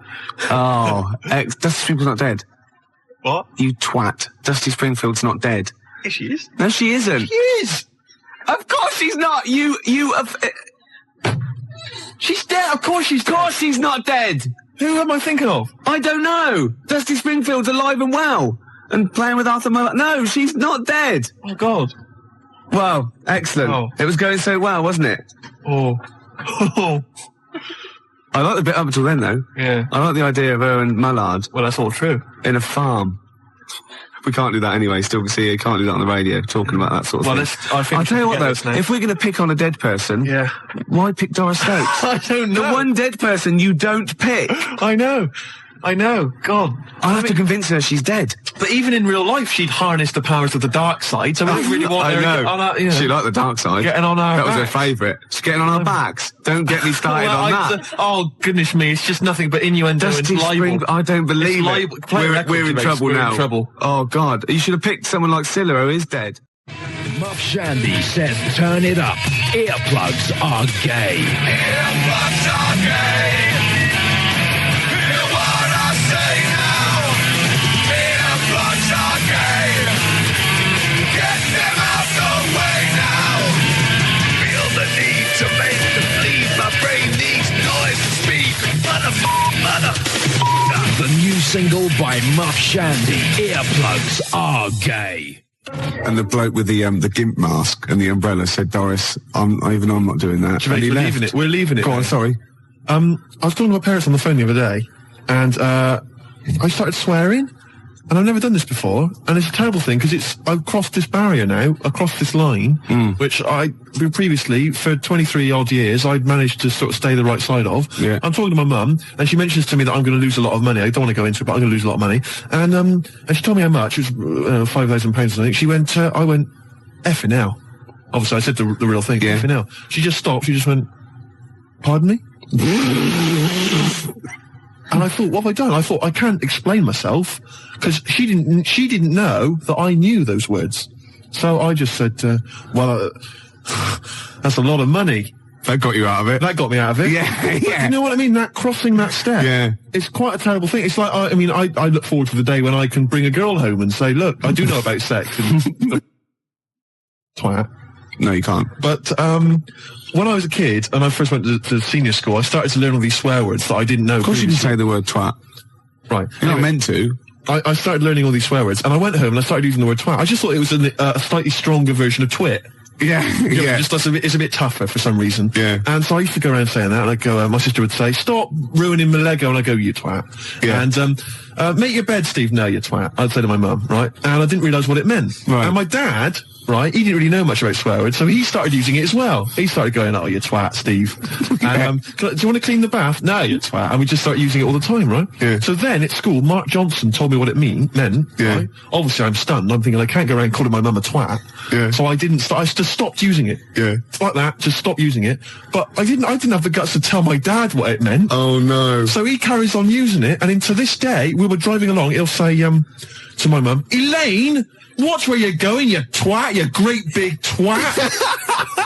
And I just want to say to him, Dad, don't say that to my mum, because she knows. Oh, she knows what it means. Oh, no, But really? She's not going to say to him, Oh, God. Ron, would you stop saying that word? Because Yeah. Same thing happened to me. My dad still says fouch. does he? Yeah. Oh, Felchin, talking of that, right, it's Doris Stokes. Yeah. She's got this huge... 4 sailors Four and a sailors. big bucket and like a weight. Well, that's it, Steve.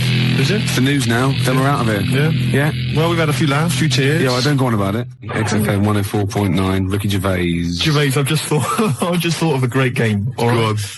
Emma, who helps us out here, she's just brought in a couple of beers for us. Yeah. All right. And I know you We're have going to drink them after the show because I do not drive the desk and drink. Absolutely. Yeah. Anyway, okay, don't pick it up. Don't pick it up. Okay, right. Because the thing is, there's a picture. All right. Right. On the bottle, which I don't think you've seen it yet. Have No. you? Right. And I guarantee, if I turn this bottle round, you're going to start. Yeah, this is good radio, isn't it? You're going to start laughing when you see this picture. Right. Now, before I turn it around, Yeah. right, hopefully you will laugh spontaneously. Yeah. It's a new competition, all right? You Right. can fax us in pictures. You can send pictures in the post, all right? Yeah. Any picture which I can then, during the show, hold up and show to Gervais. If he laughs spontaneously, you'll win a gift. You'll win a prize. That's a great competition, Isn't Gervais. it? And great radio. And great 'Cause radio. They'll be laughing at the picture at home, won't they? Exactly. They'll be going, no wonder he laughed. Look at that. Well, all right, there's simple things like that which don't work, but the point is... Yeah. The point is, right... Anyway, You'll still try. Okay. Just- Let's test it. He's going to turn this little chubby pint of beer around, whatever it is. just calm yourself. Okay. All right. Don't want you to... Hurry up. I want to drink it. You ready? Yeah.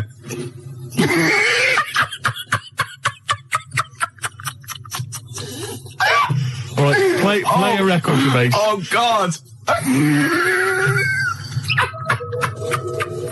Blur and Tracy Jacks from 1965 there. Cheeky little monkeys. Well, I think we've established ourselves there now, Gervais, As radio gods. as radio gods. Yeah. We've come up with possibly the most enjoyable radio game Yeah. in the history of all things. Basically, what we want you to do is send in pictures, drawings... Is it as good as this? Gervais, put it away. We want drawings, pictures, photographs. Okay, and what I'm going to do is I'm going to show them to Gervais Yeah. midway through the show. You'll never know when. They might just suddenly pop up, and we'll see if Gervais laughs hysterically. And if he does, you win a prize. I guarantee it. Yeah. It could be that you'll win a couple of pulp tickets if we've got them to give away. Yeah. It might be that you win a crate of beer, anything. Yeah. Whatever we've got to hand, you'll win it if you can make Gervais laugh simply by me showing him a picture. The address is XFM, 97 Charlotte Street, London W1P 1LB, alright? And you can fax us, of course, 0171 580 1234. I must warn them that I really have been desensitised now because I sit opposite you. Well, exactly. Do you know what I mean? Do you know how hideous and, like, ridiculous they've got to be to make me laugh? The pictures have got to be pretty odd. Yeah. The address, XFM, 97 Charlotte Street, London W1P 1LB. Apart from bad lyrics as well, I like it when pop stars and marketing managers of record companies try and get clever with their, titles for albums and stuff. Remember Wet, Wet, Wet? Popped in, sold out. Nice. Oh, lovely. Beautiful. And you know, Tony Banks out of Genesis, he did his solo project. And what he had, right, was the album there, and he had Banks across the top, right? And using the S to start the next word coming down was statement. Clever. Banks statement. Oh, I was watching telly. Tony Banks, is he not the sports minister? I don't know. He was in Genesis when he was younger, though, wasn't he? I don't know. I think so. I don't know how it works. Well, because Phil Collins is Minister of Shite. Right. When I'm alone, right, and Jane's out, I sort of channel surf. I never watch a programme. Right. I sit down to it and I think 2 minutes. You shocked me. Yeah, yeah. And I just sort of going through, and I was going back and forth between the Waltons and, like, the Box. Right. Music Television, You Control. Yeah. MTV. VH1. Ooh. And I got a glimpse of Toya Wilcox, which I stopped, obviously. Yeah. And she's on one of these religious programmes. I think it was on BBC Two. I don't know what it was, but it was with that bloke. Oh, God. I can't tell this anecdote. I can't stand it if I don't know the name. It's sort of like a Jeremy Paxman type thing. You know, he went to university, he was going to be a serious journalist. He wanted to be K80, but he settled for Les Dennis. Oh, one of those sort of people that was on That's Life. No, I'm not telling it until someone phones in. Toya Wilcox on a religious programme. What's that bloke's name? Then I'll tell it. 0171 580 2000. Gervais, have you ever watched an entire documentary all the way through? You don't know one, don't you? Beautiful. You don't know. Now, New Order's your favourite band of all time, isn't it? Yes, that's right. Paul Wright called. It was John Stapleton. Oh, was it? It was one of those, you know what I mean? It was sort of like the Paul Heine, Kieran, what is it, Prenderville, and Chris Searle, all that sort of type of thing, you know what I mean? Right, so, and this was on BBC Two. And it's always one of those, those people, you're sitting with people and they go, oh, I went to university with him. I know. And they suddenly realise it's not a proud you know. I know. Oh, and they just go quiet. It's never impressive, is it? It's never Prince. No, exactly. Or, I don't know, somebody really great and groovy. Yeah. It's never, I don't know, say Rick Astley. And then you start realising that you're around someone's house and they go, and he comes on, you just don't say anything. Yeah. And then someone goes, didn't you go? No. No, I thought I did. It was the other one. It was Chris Searle. Did you go to anybody, school with anybody famous? Michael Jackson. Did you? Yeah. Incredible. Yeah. Incredible. Yeah. Odd that. You went to school presumably in the States. No. He was in Reading for a lot of his life. Right. Yeah. Was he some kind of exchange program? Yeah. We sent them, Charlie Chaplin, funnily enough. Did you? Yeah. Did you? Took a long time for them to get round it. You know what the Americans are like. You're making this up. Yeah. Anyway, Toya's talking to John Stapleton, and I suddenly realised it's a religious programme straight away, because it was over in the church. Right? And nothing gets past you, mate. No way. Could be archaeology is us. So wait a minute, whoa. So people, Toya's on some religious programme. BBC not worth Two, it. John Stapleton. Yeah. Okay. And I'm just flicked through and I went, hold on, it's Toya. And he goes, it was very spiritual. She went, yes. And I realised she was talking about a wedding. She was going, it was very, very spiritual indeed. And he said, but no hymns. She went, no, we had silence instead. Silence instead. So now we will do silence number 3. It's 4.5 minutes long, so keep your gob shut. Right? And I think, oh, what is she talking about? He went, She went, people are scared of, that was Chris Eubank. Right? She said, people are scared of silence. What is yeah. she talking about? And then she said, the thing is, during silence, there's a lot of unconscious thought. What? You thought that you don't know you're thinking? He said, it was 3.5 minutes. I didn't think a thing during that. I better plug into my unconscious to find out what exactly I was standing up for 3 minutes. Going, who's the women in the hats? What are we doing here? What a load of pretentious twaddle that is. Well, I've never liked Toya. I've never liked her. Oh, she's alright. That's all the more reason to hate her. No, I don't hate her. All those people that I just mentioned, they don't come close to Lenny Henry. I saw another bit of him doing his stand-up in America. Oh, God, it's so nauseating. He's got another series, apparently. Does anyone like Lenny Henry? Oh, well, obviously. It's a massive star. Does anyone listening to this show really like Lenny Henry? Yeah. Or, is there anyone that annoys me more than Lenny Henry? I should answer that one, shouldn't I? Yes. Do I win a prize? I think what you want to do there is you want to speak correctly. It's another simple thing, Gervais, which will help you out in your radio career. Oh no, I'm a Swerve Driver. That's 3 minutes 41. I've got to pick one. 7 minutes to news. Gervais, whoa. Before you move on, can I just tell you, because you know we talked about celebrities and going to school with celebrities and things. Yeah. I have a very famous second cousin. Really? Yeah, I'm going to tell you who it is in a minute. Really? Yeah. And I've got the best joke in the world. Have you? I should have been trailing that. That'd have kept them on their tender hooks. Why are they sitting on tender hooks? So we've got... What are tender hooks? I think it's tenter hooks. I don't know what they are, but I don't think it's... What? Oh, okay. 0171. Who annoys me more than Lenny Henry? No one. You've won that one. So don't bother phoning in. But who annoys you, the listener, more than Lenny Henry? Yeah. Oh, that's a good one. Clever. Because then it's thrown it to them. Yeah, it's their simple. opinion. Oh! Simple thing. Excellent. I noticed again, you didn't bother to give the whole phone number. What did I say? You actually just said 0171.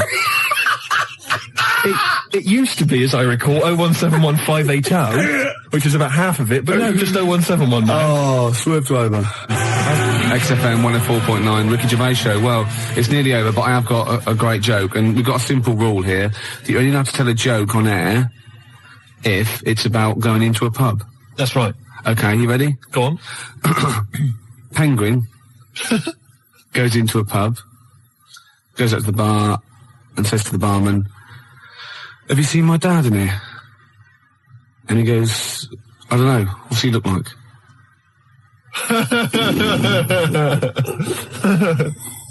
Yeah, no, it's not bad. It's alright. It's alright. I had a similar one about something going into a pub. I think it was a turd and a wig, but I can't remember what the punchline is. If anyone knows, 01715802000, something about a turd and a wig. Gervais, I've also obviously got my celebrity relation, which I'll tell you about in a minute. That's about it then? Yeah, we've enjoyed ourselves. Oh, dear. Bald character, once drummer for Genesis, is more annoying. Who's lost this for? Smoked fish. Oh, what? What's this, Emma? That is What? tenterhooks are. Oh, what are they? Oh, tenterhooks are what? It's what smoked fish are hung from. Excellent. And bald character, that is, he's more annoying than, Lenny Henry. Okay. Once drummer for Genesis, well, that's Phil Collins. Yeah, but you can't say that. Of course you can. I can say Phil Collins is more, it's a matter of opinion, isn't it? Yeah, but he said that on the phone. He said, please don't say that, it's a bit mean. Phil Collins is a deeply boring man. Anybody can say that. I won't say who it is who said it then. Okay. We've got out of it, haven't we? Joe Pasquale is less funny. Ooh, yeah, okay. Who's that? I mean, the point is that you can say that Phil Collins is a bold, boring man in the same way you can say Andy Peters is a raging... Gervais, Jilly thinks I'm adorable, apparently. Gervais, I don't think we've got time to really talk about this. Okay, what have we got to do next week? Oh, we can't say who your celebrity was, but I just thought we could phone in who you think it is. I mean, I've got a few ideas who your celebrity second cousin is. Your mum. Mr. Ed? No. Godzilla? No. The point is that this is a real celebrity, so, I mean, celebrity. So, I'm not making it up. It's not going to be as exciting as, whoa, it's Elvis or whatever. It's not that goofy, but it's still... they do share some of your genetic material? No, you wouldn't know it. Really? No, Normal? You will, yeah. Symmetrical? Really? A good-looking person. Blood reaching the surface? A good-looking person. Really? Yeah. Fantastic. They probably denied your existence, or I mean, they're obviously going to deny that they're related to you then, aren't they? Well, I'd say I tried to get some of their money. No. What else do we do? Send me some hideous pictures. Yeah, I'll just give the address again. XFM, 97 Charlotte Street, London, W1P, I've got to go to the pub. 4 o'clock again. Yeah. One computer's not working. Is it not? No, this all sounds funny. What's that one? Is that the one I listen to? Just press a few buttons. No, put it on there. What have you got? Desktop. I don't know. I don't know what these do. Is your mic working? Sorry, I got a bit of a cold. Oh, God, I had a big list of things to talk about as well. Did you? Yeah. Oh. No. Rocking from the Crypt. Oh, it's a good start. On a rope, yeah. Which is appropriate because we've got a little Gravediggers track to play later, haven't we? Oh, yeah. Called Suicide. It's one of my favourite tracks, Gervais, by the Gravediggers, but it has got a bit of bad language. Well, that's okay because you've played it to me a couple of times and I reckon I've got it off pat. Really? I'm going to be bleeping it out live. You're going to do a live bleep out? I should say, we usually have a few beers and we get throughout the show and I get steadily drunk, which is unprofessional. This saved a bit of time, turned up pissed. You turned up drunk today? Yeah, so that's weird. I'll tell you what. Well, I'll be honest with you, Gervais. Normally, if someone gets drunk, their speech begins to slur. Yeah. They talk rubbish. Yeah. No difference. No, with you. That's the beauty of it. Yeah. That's the beauty of being me. Yeah, exactly. You know what I mean? How drunk are you? I had a little bit of wine. Did you? Couple of glasses? It's a lovely... I might get a little bit melancholy. What about the little baby kangaroos have to crawl all at their mums? I help them. Got a fax here for you, Steve, actually. lovely. Good news. It's from Becky. She's listening to us in bed. She's been a bit lazy. She's been on holiday. And she wants me to dedicate a song to dedicate it to Skanky Steve, because he is an alien. And she's done a little picture of him, Slimy Steve. Isn't that lovely? And she wants me to play a Subterranean Homesick Alien by Radiohead. And that's sweet. So people do think of you. Lovely. And I got one from Laura, as I says to Steve, you still sound as stupid as ever, you asymmetrical, asexual, rabid, anemic, flea-ridden deformity. Oh, see, you have got people thinking of you. See? Yeah. I'd rather they didn't. Baby Bird, and if you'll be mine, then I'll be yours. And Baby Bird was actually in this week with Claire. Was lovely, he? Lovely man. Oh, Baby Bird was it at XFM? He's very nice. Is he? He's got a beak and funny little claws. Oh, Rick. I know, it made me laugh. It was oh, my God, we're desperate. Used to be an we're egg. Desperate men, Rick, if you've got to resort to that kind of I called him Baby Bird, and he went, I've never been called that before. Which is bizarre. But there's a band called Baby Bird. He's called Stephen. Can you go to turn that down next door? When we're trying to do a show. Music, aren't they? It's Emma, it's not on. That's insane. I can hear a throb from the other room. Yeah. Someone's got... This is insane, Gervais. It's like trying to host a radio show. Yeah. And now he's laughing. Yeah. Oh, well, anyway, it's all going to be... we're going to play a track that you've brought in. That's right. Go on, what is it? It's a fantastic tune by the Gravediggers, part of the Wu-Tang Clan rap collective. Yeah. Right, it's from their album. Not to be confused with the Wu-Tang Clan. That's a little shellfish. Yeah. That's into rap. Yeah, it swears a lot. Yeah, yeah, terrible, yeah. The track is... Got a muscle posse. The track is beautiful. You've probably heard it on the dance floor, maybe in some indie club. Yeah. 1-800-SUICIDES. Yeah. Now, I would stress, Rick, it has got a bit of bad language. I know. I mean, I've listened to this twice, and I reckon I've got it off pat. I reckon I'm going to pull the fader down to just the right places and go, okay? Right, you're going to sort of bleep it out. And if it goes wrong, so what? You know, that's real. People have a problem with swearing. I don't. Do you? No. I'm doing it because it's rules, and, you know, the great thing about we want to stay on air because, you know, we take our job seriously. We do. And, you know, I think we're sorry, excuse my French, bloody good DJs. Well, I think you're absolutely right, Rick. Yeah. Let me shake your hand. Yeah, all right. There we are. Yeah, a good shaking of hand there. I love a bit of rap. That wasn't actually French. No. Was it? That's weird, that, isn't it? Pardon the French. People always say when they maybe say bollocks. Excuse my French, but le plume de ma tante. Hey, come on, language. We'll be learning a little bit of foreign language later. I've brought in Instant Yiddish by Fred Kogos. I've always wanted to learn Yiddish. Really? Yeah. No, foolishness. Some glick, some schlimmen, yeah, for better, for worse. So I'll teach you little usage phrases like that, out of the old Instant Yiddish book. But first, what was this? Gravediggers. It's Gravediggers. They're keeping it real, they're keeping it raw, so there is a bit of bad language. Yeah, well, mine's raw. You've been keeping it raw? Yeah, of course I have. Right, I'm gonna have a go at this then. Alright. Right. Don't get nervous. No, don't, shut up. Right, I've got to play this. Shut up then. Don't put me off. I've got to concentrate. Bleep it out live. I will, yeah, shut up. Alright, is it going? Oi. Okay. Take it calm. All right. Well done, Rick. No, it's very good. No worries.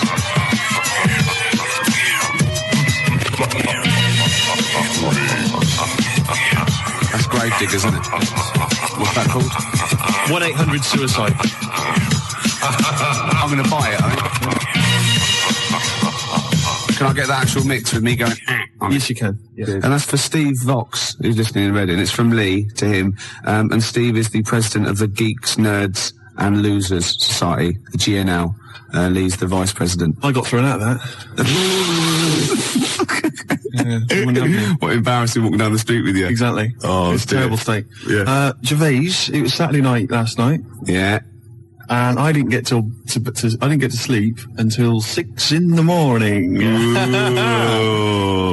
Flatmates having a party. Yeah. Not invited? No. Next time though. Well, maybe. I don't know. I don't know why I hang around with them. Well, at least I look after you. People say to me, is Steve really as ugly as you say? I go, he's worse. Do you know what I mean? But that's no, do you know what I mean though? You're doing me a favour. Well, of course I am. You're protecting me. Of course I am. I'd say one day, right, it's just one of me at the moment, but one day there'll be a whole squadron. It'll be like Planet of the Apes. Oh my God, and you don't actually need anyone else to sort of like breed, do you? Exactly. We can just reproduce as we are.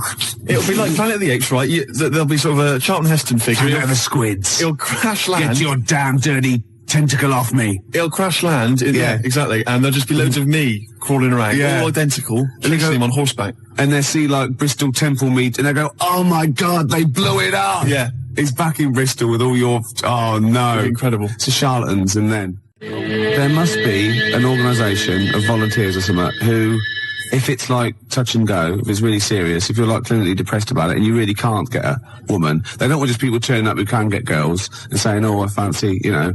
But in your case, you know, they'll speak to you, they'll see you, and I think, you know, there must be some sort of national health thing or private where you can actually sleep with, I don't know, a voluntary worker. You know what I mean? So? Well, yeah, there's people that... Yeah, I know, but there's people that, I don't know, volunteer for geriatric duty, you know, and they're exploding all over the place. They're covered in the stuff, right? There's people that work on leper colonies, right, for, you know, for nothing. There must be someone who will sleep with you out of sympathy.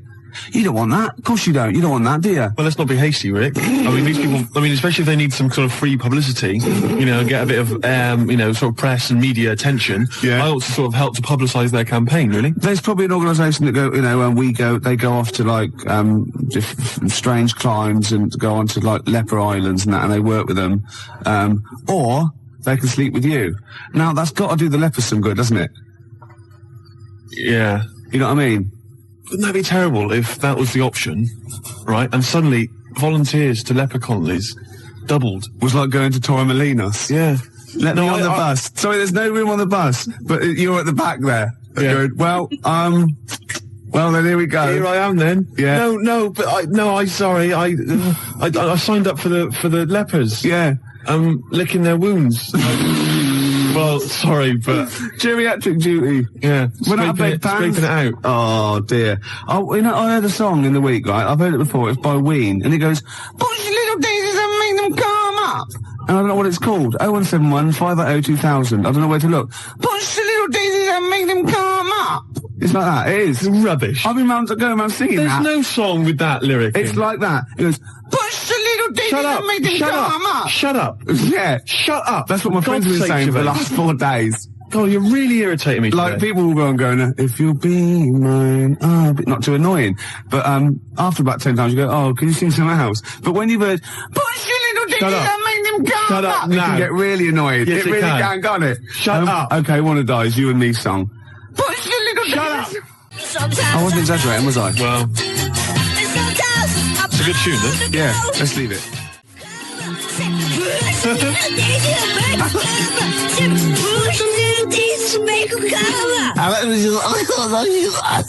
It's great. That's just going to gag.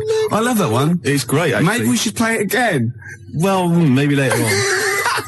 I'm not that mad about it. I like that. She's not quite as irritating as me. No, but then who is? We were talking earlier about how hideous how you look, and you can't get a woman because you're quite nasty as well. And Emma, our producer here, who thought, look, this is not fair, you know, because Steve is quite affectionate. When you get to sort of know, like E.T., when you first watch E.T., you go, ugh, and then by the end you think, oh, do you know what I mean? It sort of like gets that deeper. And she went, I remind you, Steve, what I said when I first met you, and this is like her best, you know, stab at a compliment to make you feel better. She said, I thought you're really not that ugly. So the assumption is I am ugly. Yeah. It's just not as bad as she's made out. And that's like, you know what I mean? Yeah. And she's like, no, don't be silly. You're really good. You're really not that ugly. Yeah. It was a good effort though, wasn't it? Yeah. You know, that was nice, Emma. That was really nice. It was a good effort, but it was shallow and futile. It doesn't mean anything. Look at his little face.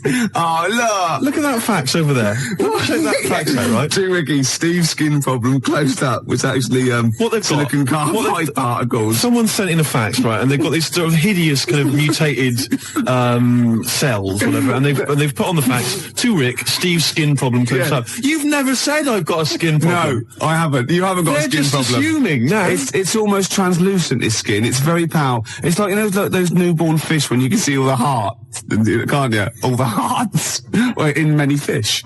They've got one each. Lots of fish, lots of hearts. Gervais, shut up. You're irritating me now, and you're abusive, and you're just winding me up. Oh. No, I'm a little bit offended by it. I know. You should be. But what about this charity thing? There must be one. 0171 580 2000. Oh, that would be fantastic. That'd be great. And it'd be like £1 fix. You'd write on the little form. Yeah, well, yeah. And you could get friends and relatives to sponsor you. Would that be per stroke or per shag?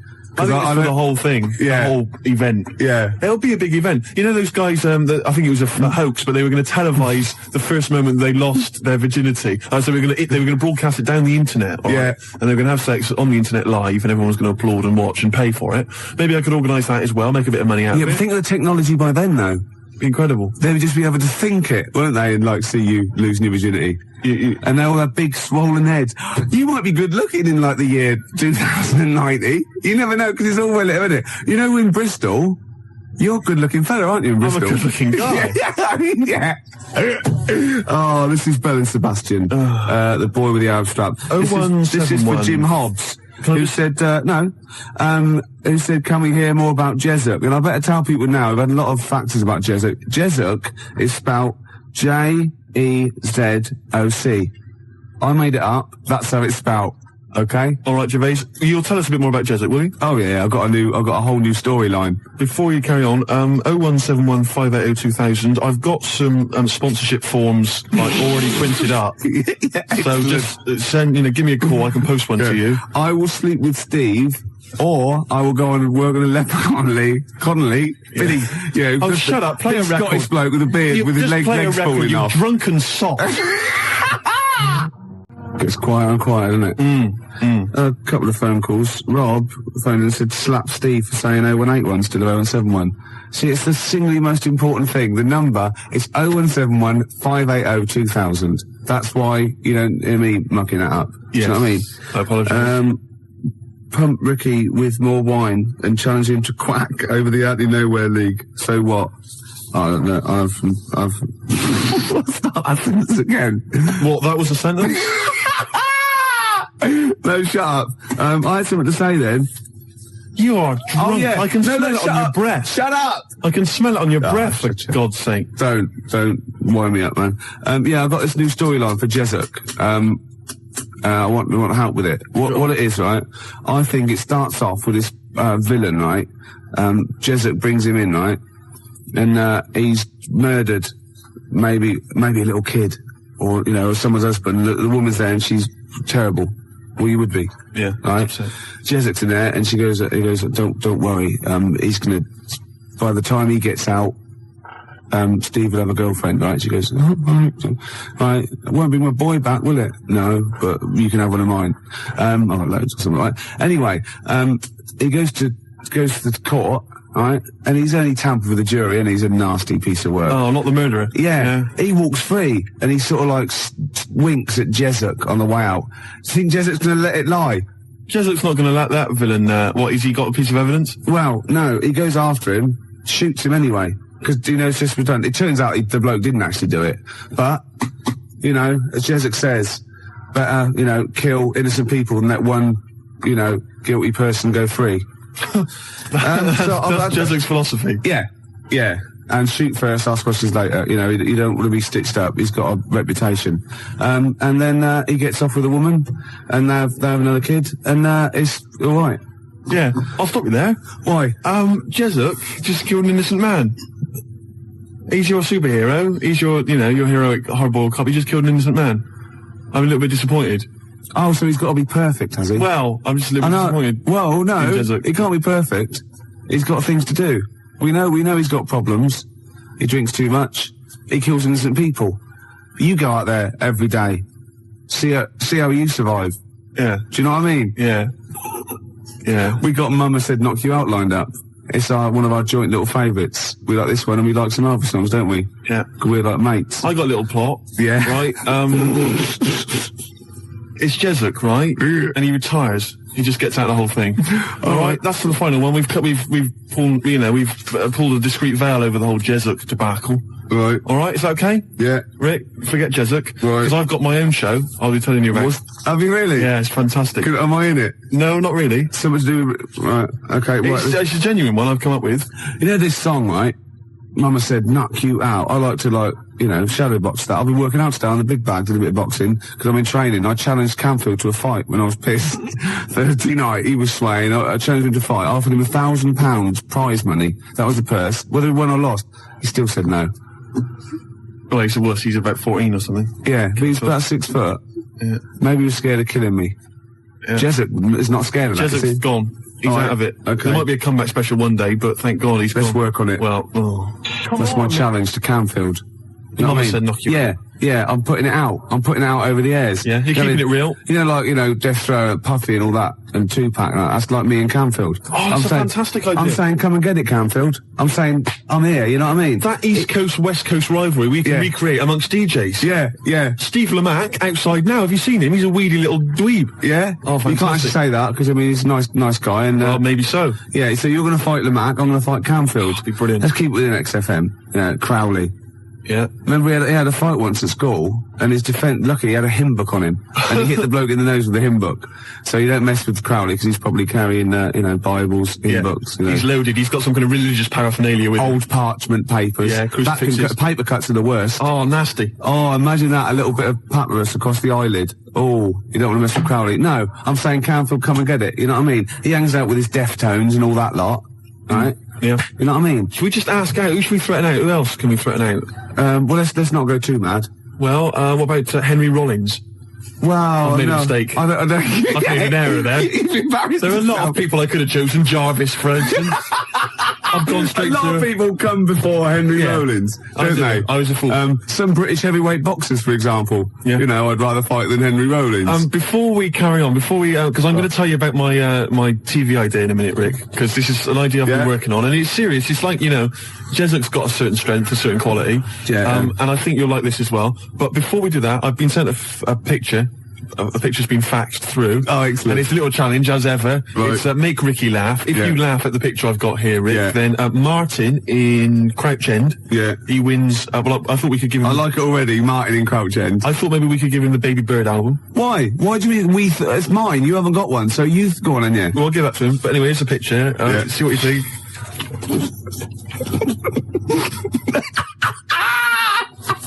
I like it, because there's a little explanation as well. And it's subtle, because I had to get right to the end for the big line. You're not allowed to see this. No, that is fantastic. So well done to Martin. I think he wins an award. Yeah, he does, yeah.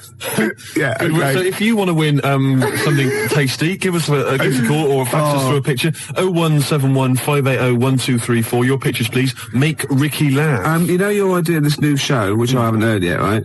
But we should start getting together all the other stuff, or we're going to get ripped off. I sounded just like Albert Tatlock then, in the early 80s. Oh, we should go. I love that fact that you sort of, maybe you've got a sentence, it's got 15 words in. You reckon, well, if I get out an average of 5 coherent words to every 15 that I need to say in a sentence, that'll be enough. God, right. Jam or ISIS? Either one. Both rubbish. Oh, no, come on. They're both good big bands, aren't they? All right, Gervais, next, let's talk about my TV idea. Okay, let's do All Around the World, because it's probably going to be big all around the world, isn't it? Before that, the Jam, All Around the World. Got a fax here from my mate Nick. He's listening. Say hello to him. Say hello to Nick. Hello. Yeah. And apparently he's found a great website about Joey Deacon, so we'll check that one out a little bit. About Joey Deacon? Yeah. Oh, Joey. Yeah. We've had loads of ideas, haven't we, in the past? Yeah. And actually, I was wondering whether we should put out the phone number 0171 580 2000. The reason being that you might perhaps want us to perhaps relate an old anecdote that you once heard on the show that you'd love to hear again. We could recreate the golden years. We could recreate some of the classic moments from the Ricky Gervais Show. Yeah. And also, of course, we've had tens of thousands of ideas for products, for services, for TV shows especially, and board games, all kinds of stuff. I mean, we've come up with one recently, haven't we, that have catch on. Sleep with me or play with lepers. That's right. I mean, that is a good service, isn't it? It's an interesting show, that. I imagine that's at Channel 4. Yeah, definitely. Later. later, really. Yeah, and we've also, of course, most famously, perhaps, had the Penis Puppet Theatre. Penis Puppet Theatre. So easy to manufacture. I don't know why publishers aren't, knocking on my door. Yeah. A lot of other people are knocking on my door. Ricky Gervais Meat Rations. Oh. Should be fun recreating. Get in the queue, Mum. It's Ricky Gervais's Meat Rations. Yeah. All kinds of great games. To be perfectly unfranked. Who's Snork? Who's Snork? Yeah. Great games. And if you've not ever heard us describing these, well, you've missed out. Yeah. You've learnt your mistake. The tease penguin's probably my greatest invention. The tease penguin, can you tell us again? I forget. Well, it's just a penguin, right? You train, you put it in a lovely little French-made outfit, and it comes in, with, sort of breathes fishy breath on you, and slaps you around the face with its flipper. Yeah. Oh. Jessup, obviously. But it doesn't let you go any further. No. That's why it's the tease penguin. Yeah, I see. Yeah. XFM Family Fortunes. Oh, I can see that on telly myself. Yeah, it's incredible. I don't know where you got the idea from. They just go into my head sometimes. Do they? Yeah. But anyway, here's my new idea, Gervais. Oh, come on. It's a great show. It's an exciting show, right? Right, go on. It's the future. Oh, yeah. All right. Crime has got so bad in the future, that it's terrible, that there's not enough hours in the day, right, for all the cases to be tried in court. Right. Because there's just not enough time. It's a bit like, Judge Dredd sort of thing. Yeah. So what happens is, right, there's a night court. Okay? And it comes into session at 12 o'clock. Yeah. All right? And there's lots of lawyers and stuff, and they really deal with the dredge. I'm talking about the dredge, the crimes which you think are open and shut, Rick. Yeah. All right, the sort of stuff that Jessup would just sort out, with a bullet. Yeah. You know what I mean? Yeah. We're talking rapists and murderers and stuff. Yeah. But, or people who just piss him off. Exactly. But Ronnie Midnight... Ronnie Midnight. He's the hard-boiled lawyer, right? That's sort of the main figure at night court. And he gets dealt all these rough cases, right? And he thinks it's open and shut. Everyone thinks, that person, he should be electrocuted or whatever. Yeah. But no. Ronnie sees something in them. He investigates the crime during the day. So he's only got like 12 hours to sort it out. And then he presents the case at night court. Right, at night, and maybe often, it's like Perry Mason meets, So he wastes taxpayers' money investigating people that might be innocent. Yeah, Jessup just kills them. Well, maybe so. Yeah. That's why Ronnie Midnight's much more loved. But it would be great. And it would start off with like, dung, dung, dung, all rise, for night court. Yeah. Be fantastic. I like that. Maybe sort of set in the future. Am I in that? Well, not really. But, and who knows, Jessup maybe could get, he could make a guest appearance. What do you think? I like it. Night court. I like it. I don't. Isn't it? Yeah. What's the problem? This rubbish about all this taxpayers' money investigating whether they're actually, they're innocent. You're more of a Jessup kind of guy. Yeah. Just shoot first. Don't even ask questions. If his time's like, of the essence, why ask questions? You've done, what's the point? Yeah. He just like opening up old wounds, which is another favourite pastime of Jessup sometimes. And also a great idea. He loves opening up old wounds. A great idea for maybe a board game or a TV show. Old wounds. Fantastic. Oh, I'm going to work on this. Oh, and I've got Tip the Balance. I haven't even described that. Tip the Balance? After Embrace. Can you tell us? Emma goes out with a bloke in this. Oh. Yeah. What's Tip the long-haired type. What's the Tip the Balance? Well, Jessup wouldn't tolerate that. What's Tip the Balance? It's a board game for 4 rugby players or more. I'm looking forward to it. Yeah. Or the infirm. Or people who've just got no dignity left and we can get them on screen doing that. This is, my weakness is none of, ... Obviously ran out of... I was, reading News of the World on the way here, and, I didn't know this. Tony Blair is the Prime Minister. Oh, yeah. Tony Blair. His father-in-law, which is Sherry's dad, is, that bloke, out after Death Us Do Part. What, Alf Garnett? No, his son. Oh, blimey. Something about I don't know, I should get this right really, because it could be libelous, but it's something to do with some sort of dole cheat or something like that. What? Yeah, apparently. Cherry Blair's dad's a dole cheat? Yeah, something like that. Really? Or he's claiming some sort of benefit fraud, I don't know. But he was always the same when he was living with his dad, Alf. He was married to Una Stubbs, wasn't he? I mean, Sherry Blair's mum is Una Stubbs. I'll stop you there, Rick. I'll stop you there. It's so incestuous, isn't it? It's fiction. I've tried to explain this to you before, haven't I? The stuff on the TV, a lot of it is real. Some of it's fake. They're not really those people. Understand? EastEnders, for instance, that's not real. That's not real people. Yeah, well, obviously embarrassing, because obviously that is real, because I've seen them in real life. They were at Phoenix when we were playing football, so that is real. No, that was the actor. That was the actors. Phil Mitchell was there, and Ricky Butcher. That was the actors. We have been through this before. Because I went through this the same day that I explained to you that only in the cat world can you piss on an object. I got a new stereo that way. They just get out of the shop, but it was too late. I got a new stereo, and it doesn't. It sort of it shorts out because I actually weed in one of the back of the speakers. Did you? Yeah, but it's mine. I've got to get that.